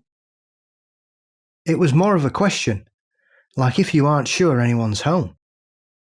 When I heard that, I stopped mid-chomp and looked at my friend to see him staring back with a spooked look on his face. I asked him if he had heard that too, and he had. That's when we both kind of started to freak out. We quickly asked his sister and her friend if they'd heard anything, but they were too busy ignoring our high asses and definitely wasn't them. Because they were mid-conversation and didn't sound like kids.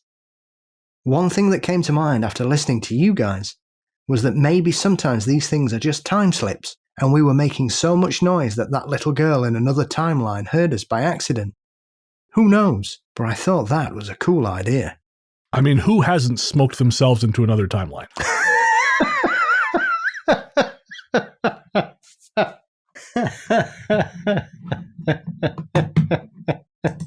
In fact, this morning I decided to go treat myself to breakfast downtown.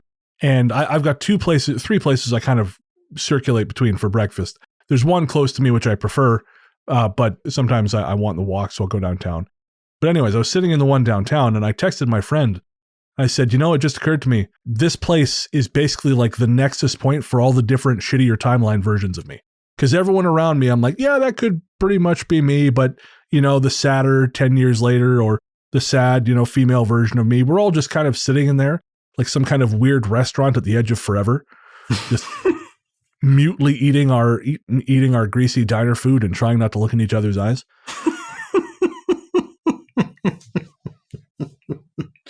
Yeah, when you're considering, should I order Spam and mayonnaise in the general public or just eat it at 1 a.m. out of a fridge at home? Yeah.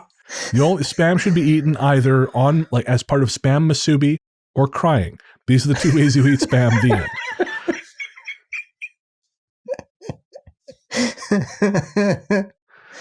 I got to say, Connor, I'm jealous of the fact you guys had a smoke shed, because I didn't start smoking anything. And thankfully, I never really took up cigarette smoking. Everyone in my family smokes cigarettes. Everyone. I think there are dogs that some of my aunts have, which smoke, 2 or 3 packs a day.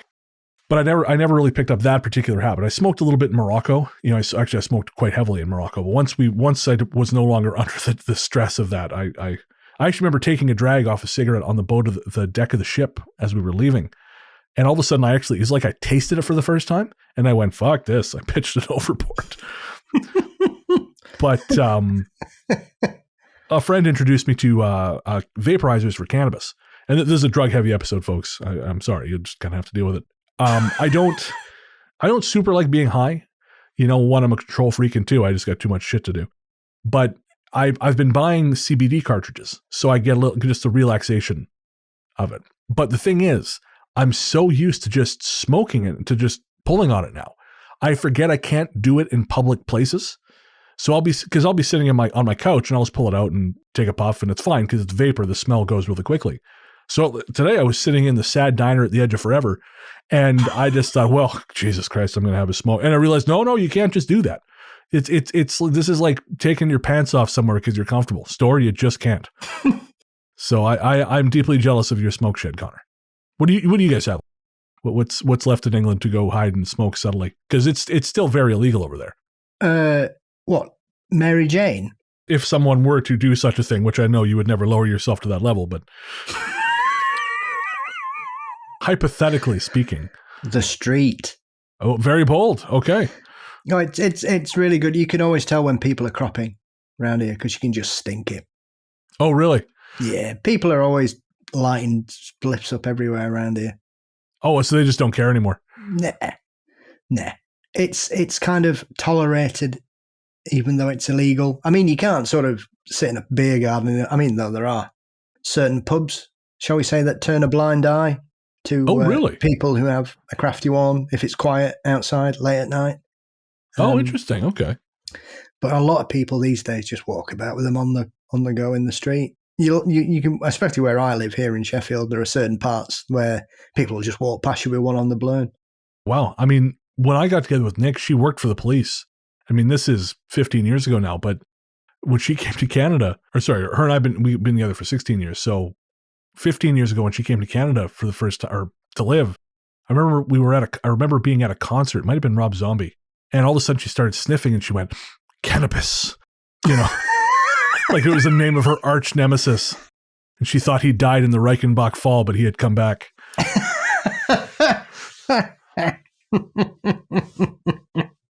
Yeah, there were some gigs that here in the UK that if you didn't have any, they'd usually probably just give you some anyway to smoke during it. They feel bad for you.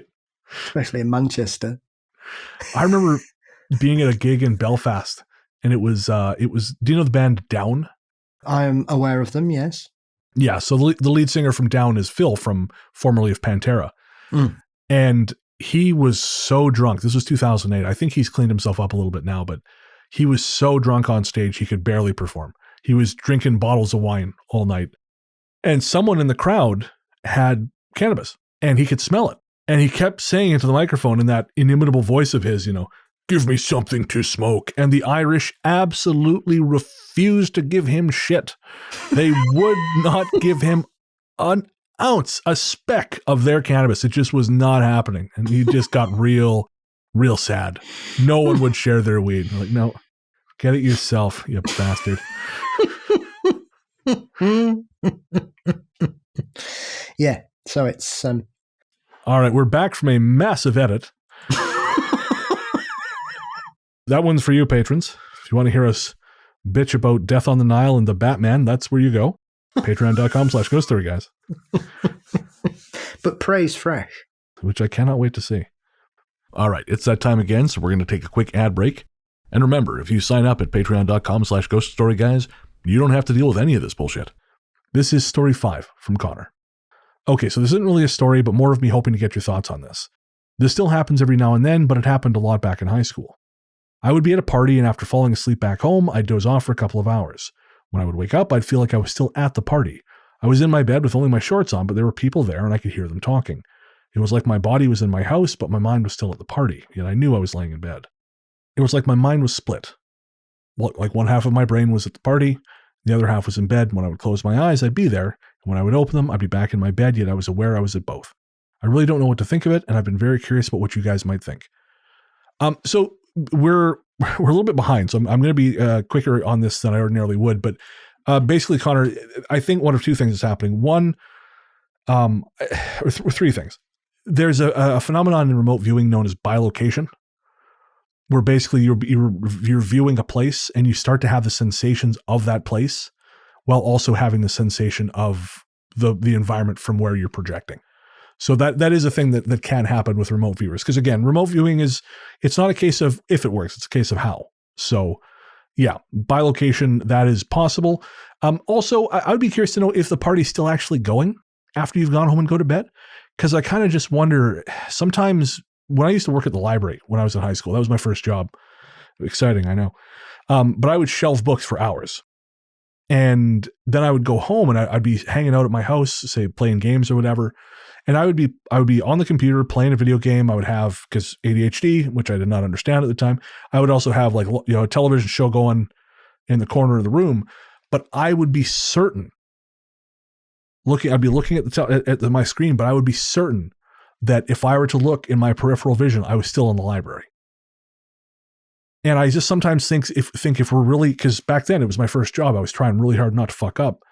And I kind of wonder if we're really intensely in a place when we're younger, we kind of, in a way, we sort of keep that awareness around us.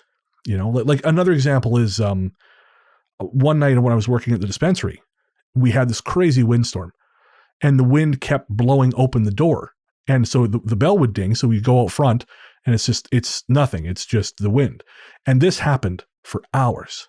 And at the end of the night, it literally felt like I couldn't shake the feeling that I was still at work and the door was going. So I think sometimes, because again, odds are hours after you've gone to bed, like you don't strike me as the kind of guy who dips out of the party while it's still in full swing. So kind of assuming the party's probably over by that point. And I'm just wondering if it's that sense of that youthful sense of it's such an overwhelming sensory experience. You kind of just hang on to it, you know? That would be my thought. Do you have any quick thoughts before we move on? Yeah, I think sometimes if you've had a great time, you can take that with you, whether you realize it or not. And if you begin to relax, then you can find yourself returning to it. I've had that experience before. Oh, there you go. Primarily probably through the refreshment side, imbibed of a variety. That does help. Yes, I believe that makes a difference. Absolutely. And as I always have rules for parties, don't be the first to arrive and never be the last to leave. Yes, that's right. Great rules for life. Unless it's your party. All right, so we're going to move on now to Connor's final story, and then we're going to talk a little bit about that, because this is another thing, as I mentioned before, that connects back to other stories we've had on the show. Where I live, the town is right on top of a valley, through which the Assiniboine River runs. At the time of this story, I was probably 10 years old and was hiking with my mum's meditation group. Being an adventurous 10-year-old, I thought it would be a good idea to just run up ahead of them and explore. A quick note, I hunt in that valley, and the older I got, the more I was able to hunt by myself, and my dad didn't care as long as I told him which area I was in. The place we went for a hike is a good hunting spot. Deer use the trails all the time, so I would walk them often as I got older. Anyways, when I went up ahead of the crew, I remember seeing a creek, so I thought I'd go and throw some rocks. I followed the creek down to a huge, and I mean huge, field of sunflowers.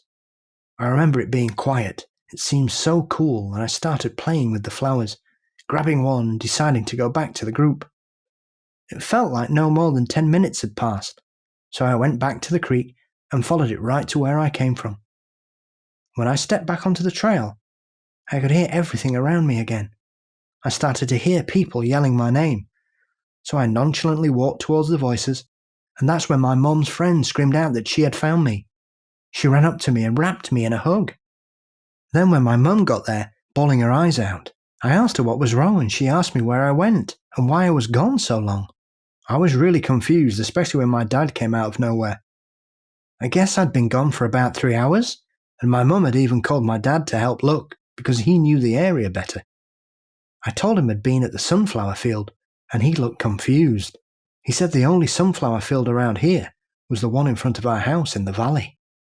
After that, everyone decided it was a good time to stop hiking, and we left, never really talking about it. I've tried so many times to find that creek and that field, but I have walked that trail more than 100 times by now, and there is no creek, or even a field big enough where sunflowers might once have been. Nothing but thick bush surrounds that area. And as a 10-year-old, it should not have been that easy for me to run through it in shorts without being scratched, but I was clean. It makes me wonder, if I hadn't decided to go back at that moment, and instead kept playing, would I have actually come back at all? And man, that is such a great question. Like, stories like this are one of the things that keep me coming back. I'm fascinated by ghosts. I'm fascinated by things like that. But the idea, I've always been obsessed with the notion of other worlds similar to, but alongside ours. And that is like one example. And honestly, I don't know. I mean, I have a theory that it's quite possible you would not have come back. And I think it is possible that there are people who have not come back. I have this mental image, and I've talked about it on the show a long time ago, of reality as almost like a barber's pole almost, with lenses all around it. And the lens, it twists, and the lenses all move in sync. And each series of lenses, like imagine shining a laser through a series of lenses. That laser through that series of lenses is your experience of life. But sometimes I think, if we accept this as a thing, that the lenses misalign. And I think if you pass through one of those misaligned lenses before it has and you don't come back, you don't correct before it corrects, then I think you get lost. And this really struck a chord with me, obviously. And it really reminded me of something. And there were two things, or three things, that I want to talk about. One is my uncle. A couple of years ago, he had heart surgery. And he died on the table. Very briefly, but he did. And he described, in that brief amount of time, he described standing in a field surrounded by the softest flowers he had ever felt. And there were people there, but he couldn't see their faces. And then he was back. And he was only dead for about 5 seconds, maybe 10 seconds. But this is what he saw. And the fact, again, that you saw this field full of flowers, I think, well, is it a coincidence? Then something twigged in my memory. We have heard stories like this on the show before. And I've got two here. And because we're a little bit pressed for time, I'm not going to read them in their entirety. But the first comes from our listener, Grace. And we have shared these on the show before, but I believe at least 2 years ago. So Grace says that her grandfather lived in a big house in a wooded area. It was at the end of a winding street, and it was surrounded by trees. It was very beautiful.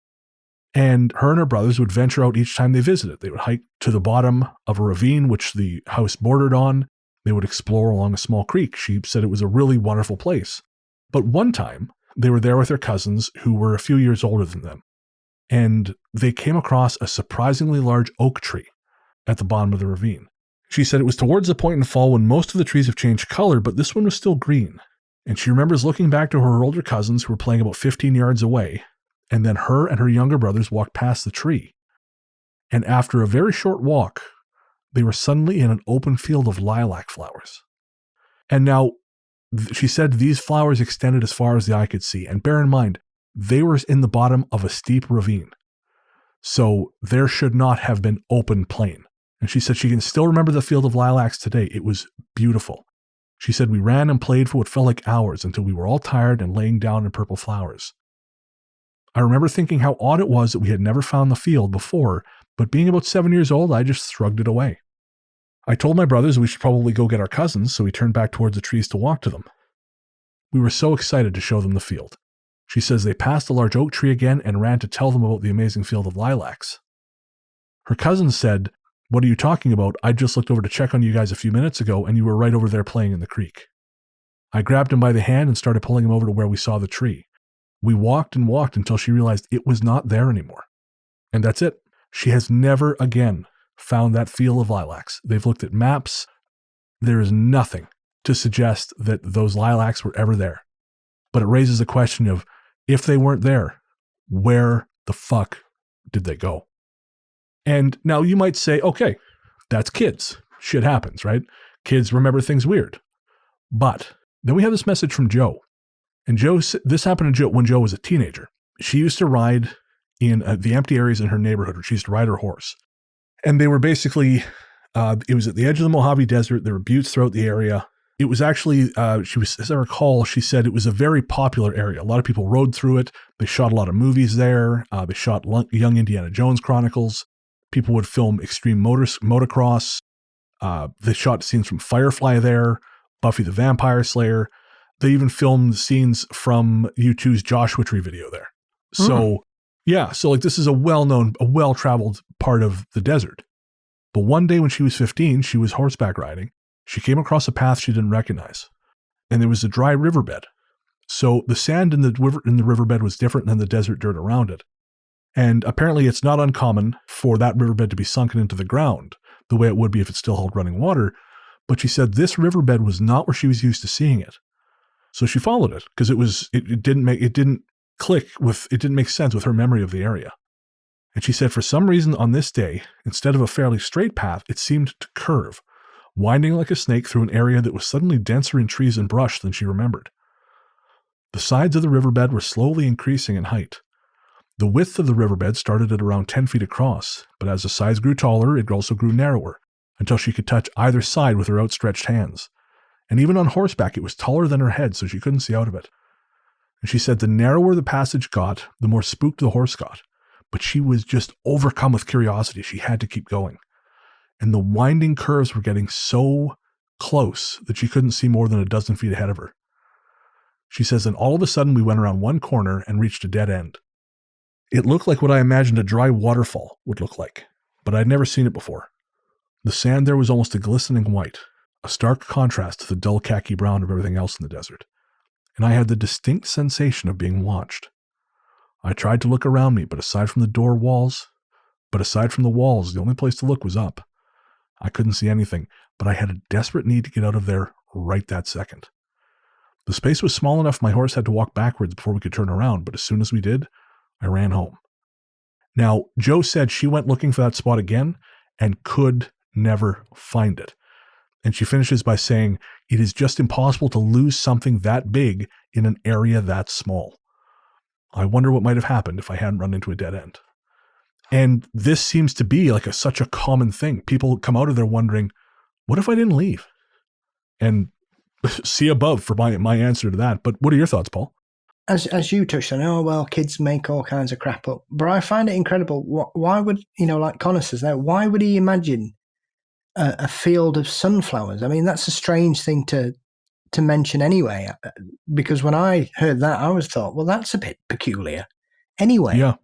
Even in a normal concept, I think most people couldn't even imagine what a field of never-ending sunflowers would look like, because they're obviously a very imposing plant at the best of times. They can grow extremely tall. Yeah. So for a child to encounter something like that, it would be both striking and mesmerizing, I would imagine. So there are notable incidents of people stumbling across strange places. There are stories from Scotland of people mountaineering who encounter cottages that they seek shelter in. And then when they try to return there is either no cottage or it's a wreck. Interesting. So where did they go? Why did they see it? Why did they think it was something else? Because regardless of how tired or sleepy you are, I refuse to believe that anybody could be, especially if there's more than one person, because one story I think of in Scotland, there was two gentlemen who sought shelter in a cottage, and both were of the impression that it was perfectly reasonable and in great order. And yet, when they returned, it was a shadow. There was nothing there. It was just a few walls, and all the roof had come off, and it was a dump. So, and that's why do these people see these things? Where do they go? That's it. Because I don't care what anyone says. I refuse to agree with anyone with the notion that, oh, you were just mistaken. Because you're not going to imagine, no matter how desperate you are, you're not going to imagine roofs, walls in a roof. You're just not. Sometimes I think people took Bugs Bunny cartoons too literally, because they think that when you're hungry, people really do look like turkey legs. Don't they? I mean, everything looks like a turkey leg to me. It's I'm on a lot of watch lists, Paul. This is the thing. But because it doesn't, there's nothing makes sense. Like, it's this idea that we can trust your perception, reasonably enough to a certain point, enough to convict people and put people to death because of it. But the second the perception doesn't fit the established wisdom, all of a sudden it doesn't count. And that doesn't make any logical sense to me. Yeah. Well, that's always applied to all kinds of strange phenomena, be it a UFO sighting or a ghostly encounter or a time slip. The amount of people that, if you listen to all the skeptics, and that's not to say that you can't and shouldn't look at things with a skeptical slant, because you should always, sit astride the parallels of belief and dogma, regardless of which side of the coin you come at it from, that everybody that experiences something is having some kind of epileptic seizure or some weird kind of brain freeze, or we all have sleep paralysis when we see things. That, to me, is as nonsensical as people sometimes claiming to have conversations with aliens from Venus telling them they've got to stop using nuclear weapons to save the Earth. If we are to believe that kind of thing, then everybody that's ever seen anything odd has had some kind of brain malfunction. How does anybody get through a day if that's what's happening? Because, there must be thousands of people around the world in a state of confusion that they could kill people, and yet nobody ever seems to get hurt in these incidents as well. So if you are having these incredible hallucinations or brain-induced visual comas or whatever you want to pin them as, then why aren't more people having them then? Because clearly, if that's the excuse, then they're extremely common. I don't know anybody that's had that. No, that's it.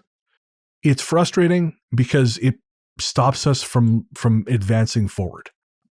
Absolutely. And the other aspect of this is that people will always say, oh, well, it's cultural impressions. People are thinking that people who see the fields of flowers have just been watching The Wizard of Oz recently. Well, if they are, why aren't they talking about it being in a field of poppies then?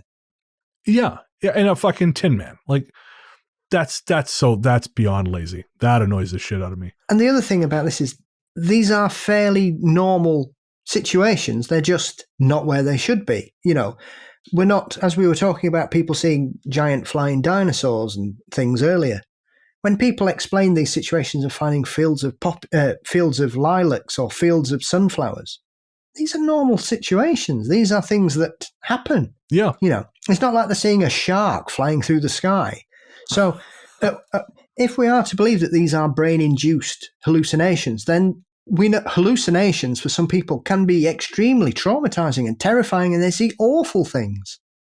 Seeing a field of beautiful sunflowers or beautiful lilacs is not a traumatic experience. It's a beautiful experience. It's a calming experience. It makes you, I would imagine there would be some kind of rapturous response to that. You would feel wonderful, I would imagine. The hallucination explanation doesn't even come close to explaining how multiple people can see this. It's, Connor, thank you so much for sharing all those with us. A lot of food for thought there. And we really appreciate you sending those in. That's going to do it for this round of listener stories. But folks, if you want to send anything in, comment, question, story, ghoststoryguys@gmail.com. Also the ghost line, but we will talk about that after the break.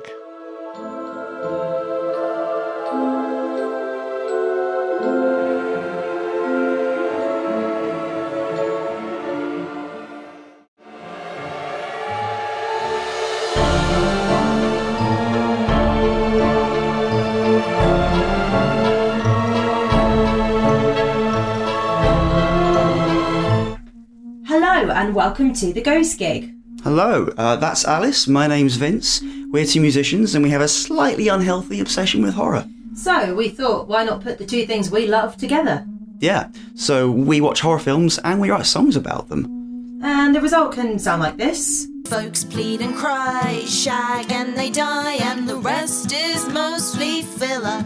Or like this. Watch is resurrected, the shit goes down. All this? Yeah, the zombie cat flick, the zombie cat flick. Meow, meow, meow, meow. Yeah, I like that one. Or once it sounded like this. Now Dracula's using the monster as a battery. He could bite on your neck and blow a raspberry. We cover stories too. Yeah. The weirder, the wonderful, the better. Oh, absolutely. All things vaguely horrific, like Exorcisms. vampires, Ghosts in McDonald's. drunk ghosts, Hitchhiking ghosts. cat ghosts, Mysterious beasts. cannibals, Night hags. nightmares, and bad dates. And lots and lots and lots of... Silliness, usually. Yeah, a lot of silliness. So, if you fancy a bit of musical spooky banter... If you do, you can find us on your favourite or your least favourite podcasting platforms. And you never know. We just might scare you a little. So, all there is left to say is...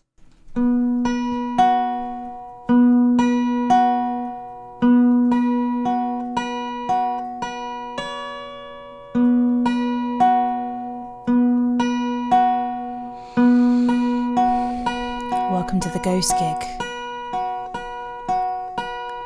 Are you sitting comfortably? Then let's begin. Hey there, listeners. Before you reach for that skip 15 seconds ahead button, I promise you this isn't an ad. We wanted to take a minute to talk to you about mental health.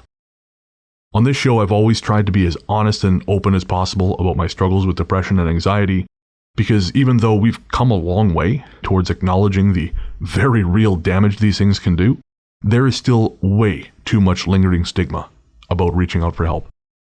And when you start to feel like there's no help, it's easy to start feeling like there's no hope. But Paul has joined me today to remind you there is always hope and there's always help. We're not going to try and talk you out of self-harming right now, because we know that's not how it works. Instead, what we wanted to do was tell you something now and hope that should things get bad, you'll remember it and make a phone call or send a text message before you make any permanent decisions. As someone who knows all too well just how important mental health can be, it's never too late to reach out. In Canada, the number to call is 133-456-4566. In the USA, the number to call is 1-800-273-8255. In the UK, the number to call is 116-123 or text SHOUT, that's SHOUT, to 85258. In Australia, the number to call is 131114. However bad shit seems, it will pass. And no matter what your brain might be telling you at any given moment, and believe me when I say I know this intimately, there are people who love you, and people who care deeply about how you treat yourself. Should a time come when you find yourself despairing, please know that we've both been where you are, and there is a way back to the world. Take care. Welcome back. Thanks, as always, to Luke, Anthony, Sarah, and Joseph, and everyone else who's part of the Ghost Story Guys team. Don't forget to check out Luke's short-form folklore podcast, Luke Lore. That's typically around 15 minutes, and it's a deep dive into the folklore topic of Luke's choosing. This episode that just was released is O Ostara. And if you want to hear Luke Halloweenify Easter, that's the place to go. You can find that everywhere fine podcasts live or at lukelore.com. We've actually got that up with episode transcripts now, and we're working on getting all those online. So if you want the folklore information, but damn it, you don't have time to listen to a 15-minute podcast, go to lukelore.com and you can find all that information there in transcript form. And of course, the latest member of the Ghost Story Guys family, In Search of Ghosts, Dr. Joseph Cameau's YouTube show. You'll find a link to that in the show notes, and that is a level-headed look at discussing various haunted phenomenon. And of course, Joseph and I also now host the currently monthly, but eventually bi-weekly YouTube live stream Weird Together. And the next one is coming up on April 12th. That'll be 7 o'clock Pacific time, and we are talking about the brand new horror film, The Scary of 61st. The surprisingly horny horror film, The Scary of 61st. I picked the movie. I did not know it was going to be that horny. And I watched it first, and I sent him a message and said, hey, you're going to want to watch this with headphones when your kids are asleep, and, tell your wife that if she comes in the room and it looks like you're watching pornography, it's for work. So you can watch the previous live stream on the Ghost Story Guys YouTube channel.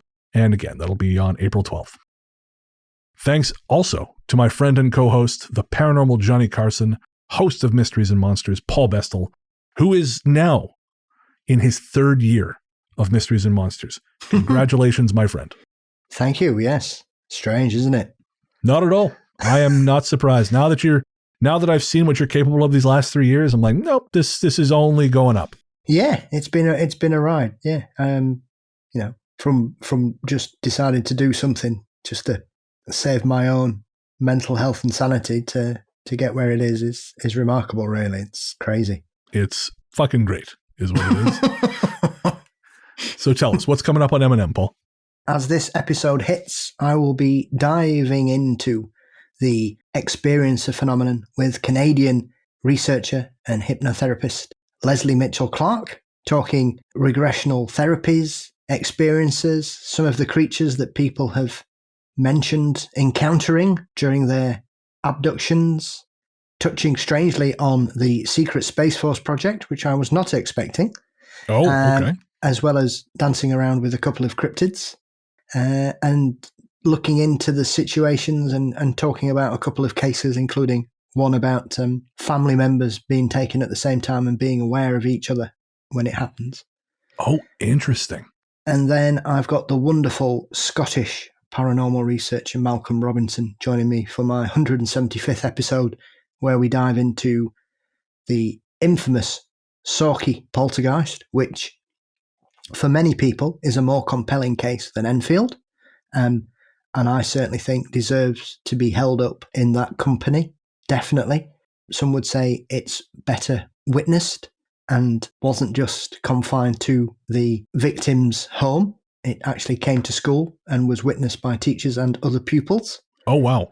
And we also talk about a very strange case that's currently happening in Ireland that's involving all kinds of weird things. And then a very famous UFO missing time abduction case from Scotland in the early 90s, which has once again seen Malcolm revisit it as he is now retired and able to sort of spend a lot more time on that. So they're the most upcoming episodes, and more great guests coming up. Brilliant. Well, where can everyone find you online? You can find me by searching for Mysteries and Monsters, where all good podcasts live.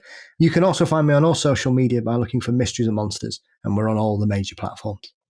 Perfect. I'm on Twitter and Instagram as Largely the Truth, and my podcast, Largely the Truth with Brennan Storr, is available everywhere you get your shows. You can also head to largelythetruth.com. As I mentioned at the top of the show, my most recent guests are Canadian horror novelist Steve Stredd and Andrew Piper, and there's some fascinating shit in that conversation. I cannot recommend it enough. And hopefully, my next episode is scheduled to be, the interview has not taken place yet, but it is scheduled to be with the Addams family. Not that one.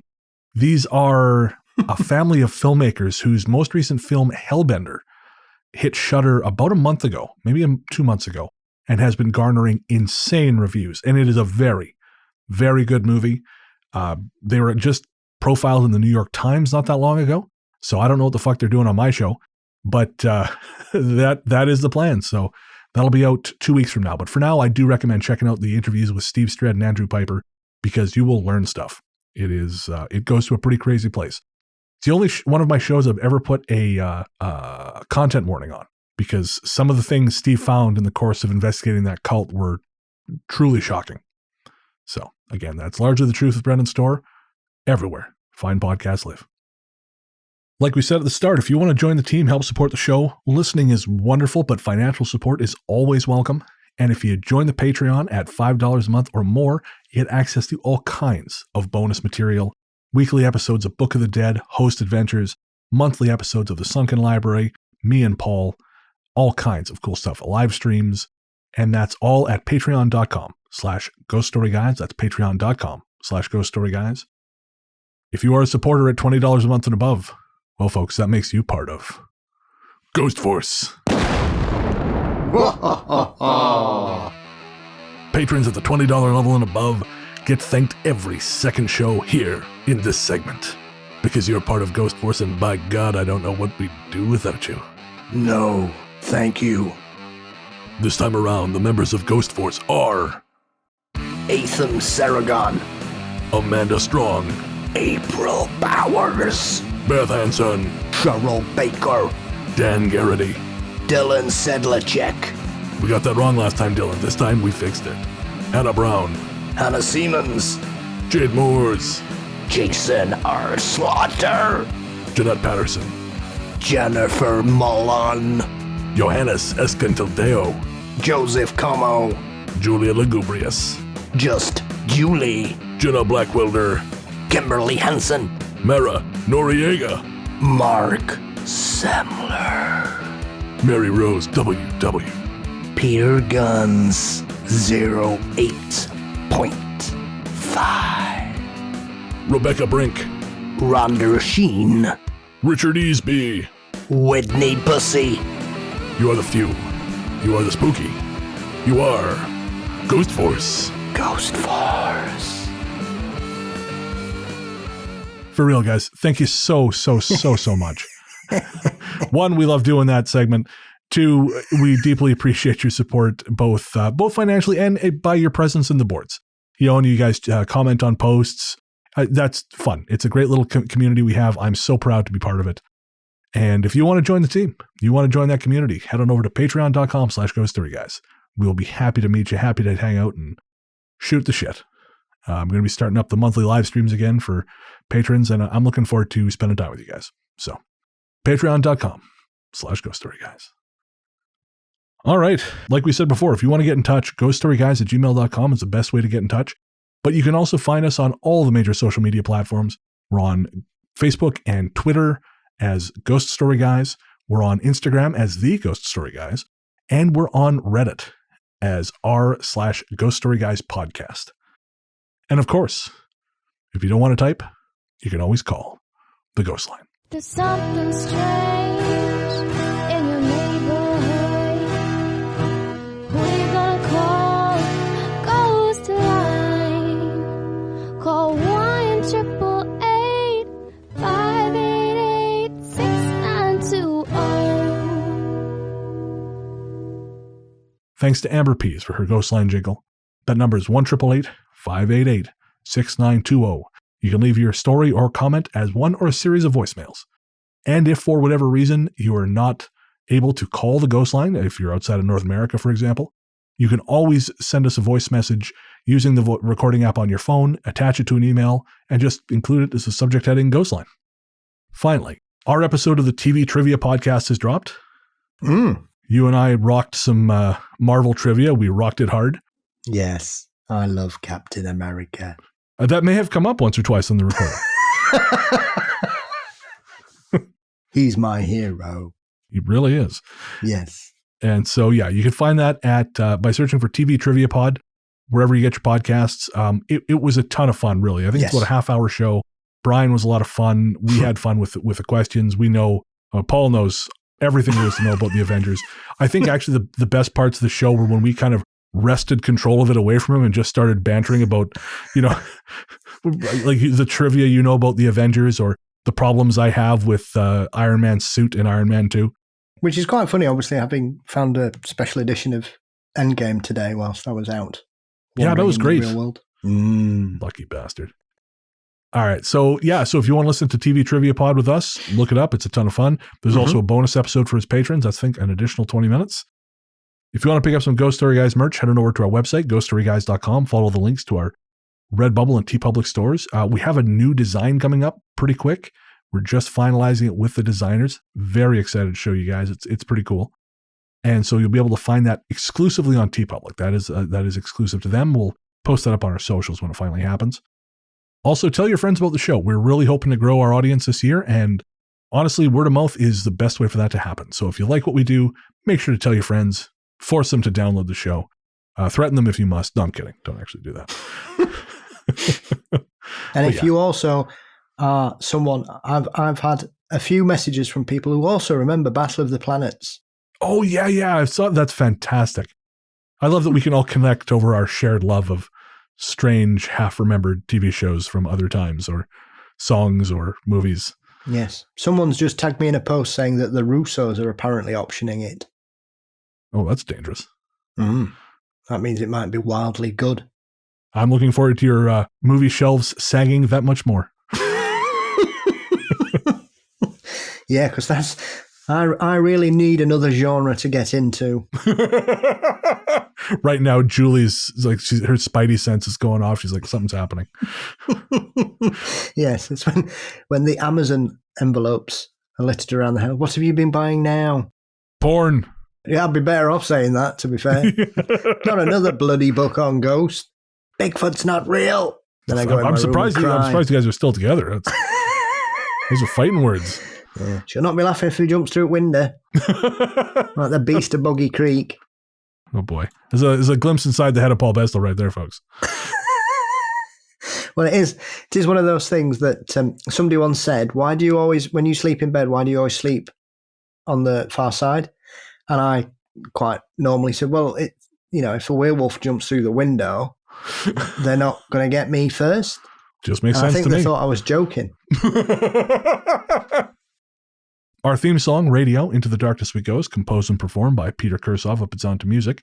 Find more from him at nightharvestrecordings.com or by searching for Podzontommusic wherever you stream your tunes. Our story's theme is The Future Belongs to Them Now by Hexxagram. Find more from them by searching for Hexxagram wherever you get your music. Remember, that's Hexxagram with 2 X's, not 3. I guess that's going to do it. Well, we'll be back in a couple of weeks. But until then, Into the darkness we go.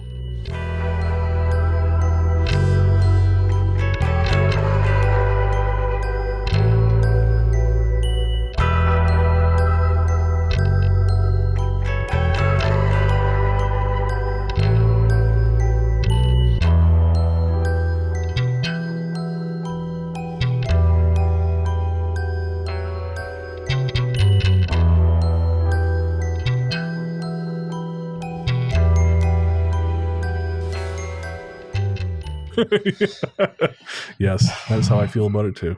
there's one thing I hate, is losing an hour in my morning. Yeah, I know, right? For me, it's in my evening because I'm like watching a movie and all of a sudden it's 3. Fuck. Congratulations on 3 years, by the way. That's awesome.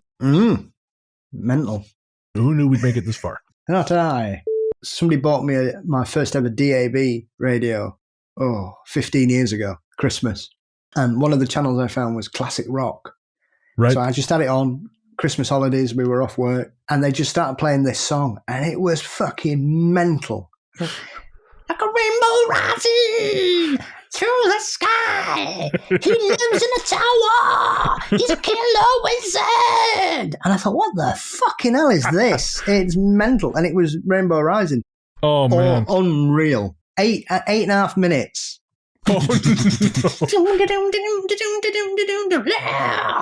Amazing. You can't help but be inspired listening to that. I mean, that and Holy Diver, man. Holy Diver. Holy Diver! Because I met Richie Blackmore by accident because he was one of my school friend's dad's brother. No. And he turned up for tea, like chips and egg, dressed as a fucking wizard in a chauffeur-driven Bentley. Jesus Christ. And Graham Bonnet recalls infamous 1982 show with Michael Schenker Group when he exposed himself to crowd. You don't come to the home of British rock and do that. That's right. We're about cock rock, but not rock and cock. Yeah, it's something that's probably, I'm sure by 1982 they'd seen far worse in Sheffield at gigs than that. Well, I was thinking that, yeah. I mean, now I don't even know if that would register. Like, wasn't there was a show recently where the singer pissed on a guy's face? Oh, who was it now? Singer Brass Against. The lead singer of the rock group Brass Against apologized for peeing on a fan's face during a recent performance. A video shared on social media showed Sophia Eurista pulling down her pants and peeing on a fan who lay on the stage at the Rockville Metal Festival last week in Daytona Beach, Florida. Florida, man. It just does things to your mind, doesn't it? Warps you. You're either Florida man or it's just Florida, man. Yeah. The show we're going to be playing a promo for in this episode, they're a new show, and their thing is they watch a horror movie, they talk about it, but they also write and sing original songs based on that film. It's called the Ghost Gig Podcast. Cool. Yeah, I admire their chutzpah. I think they're British too, actually. No one's perfect. Yeah, jolly good. I say. What? I'm going to say kibbles and beans. That doesn't make any fucking sense. Okay, let's just do this. Fuck, I should let you take this one. That's why I held back. You prick. Come on. She'll do it in the morning. When Nick goes to work, she's lonely, so she'll just wander around till I wake up or wake me up by going, oh boy. Disappointing. You're a... All right. The other day with Nick and some friends, what a piece of shit. I didn't even know that was out till a bus went past me today. I'd rather have been hit by that bus than see the movie, so.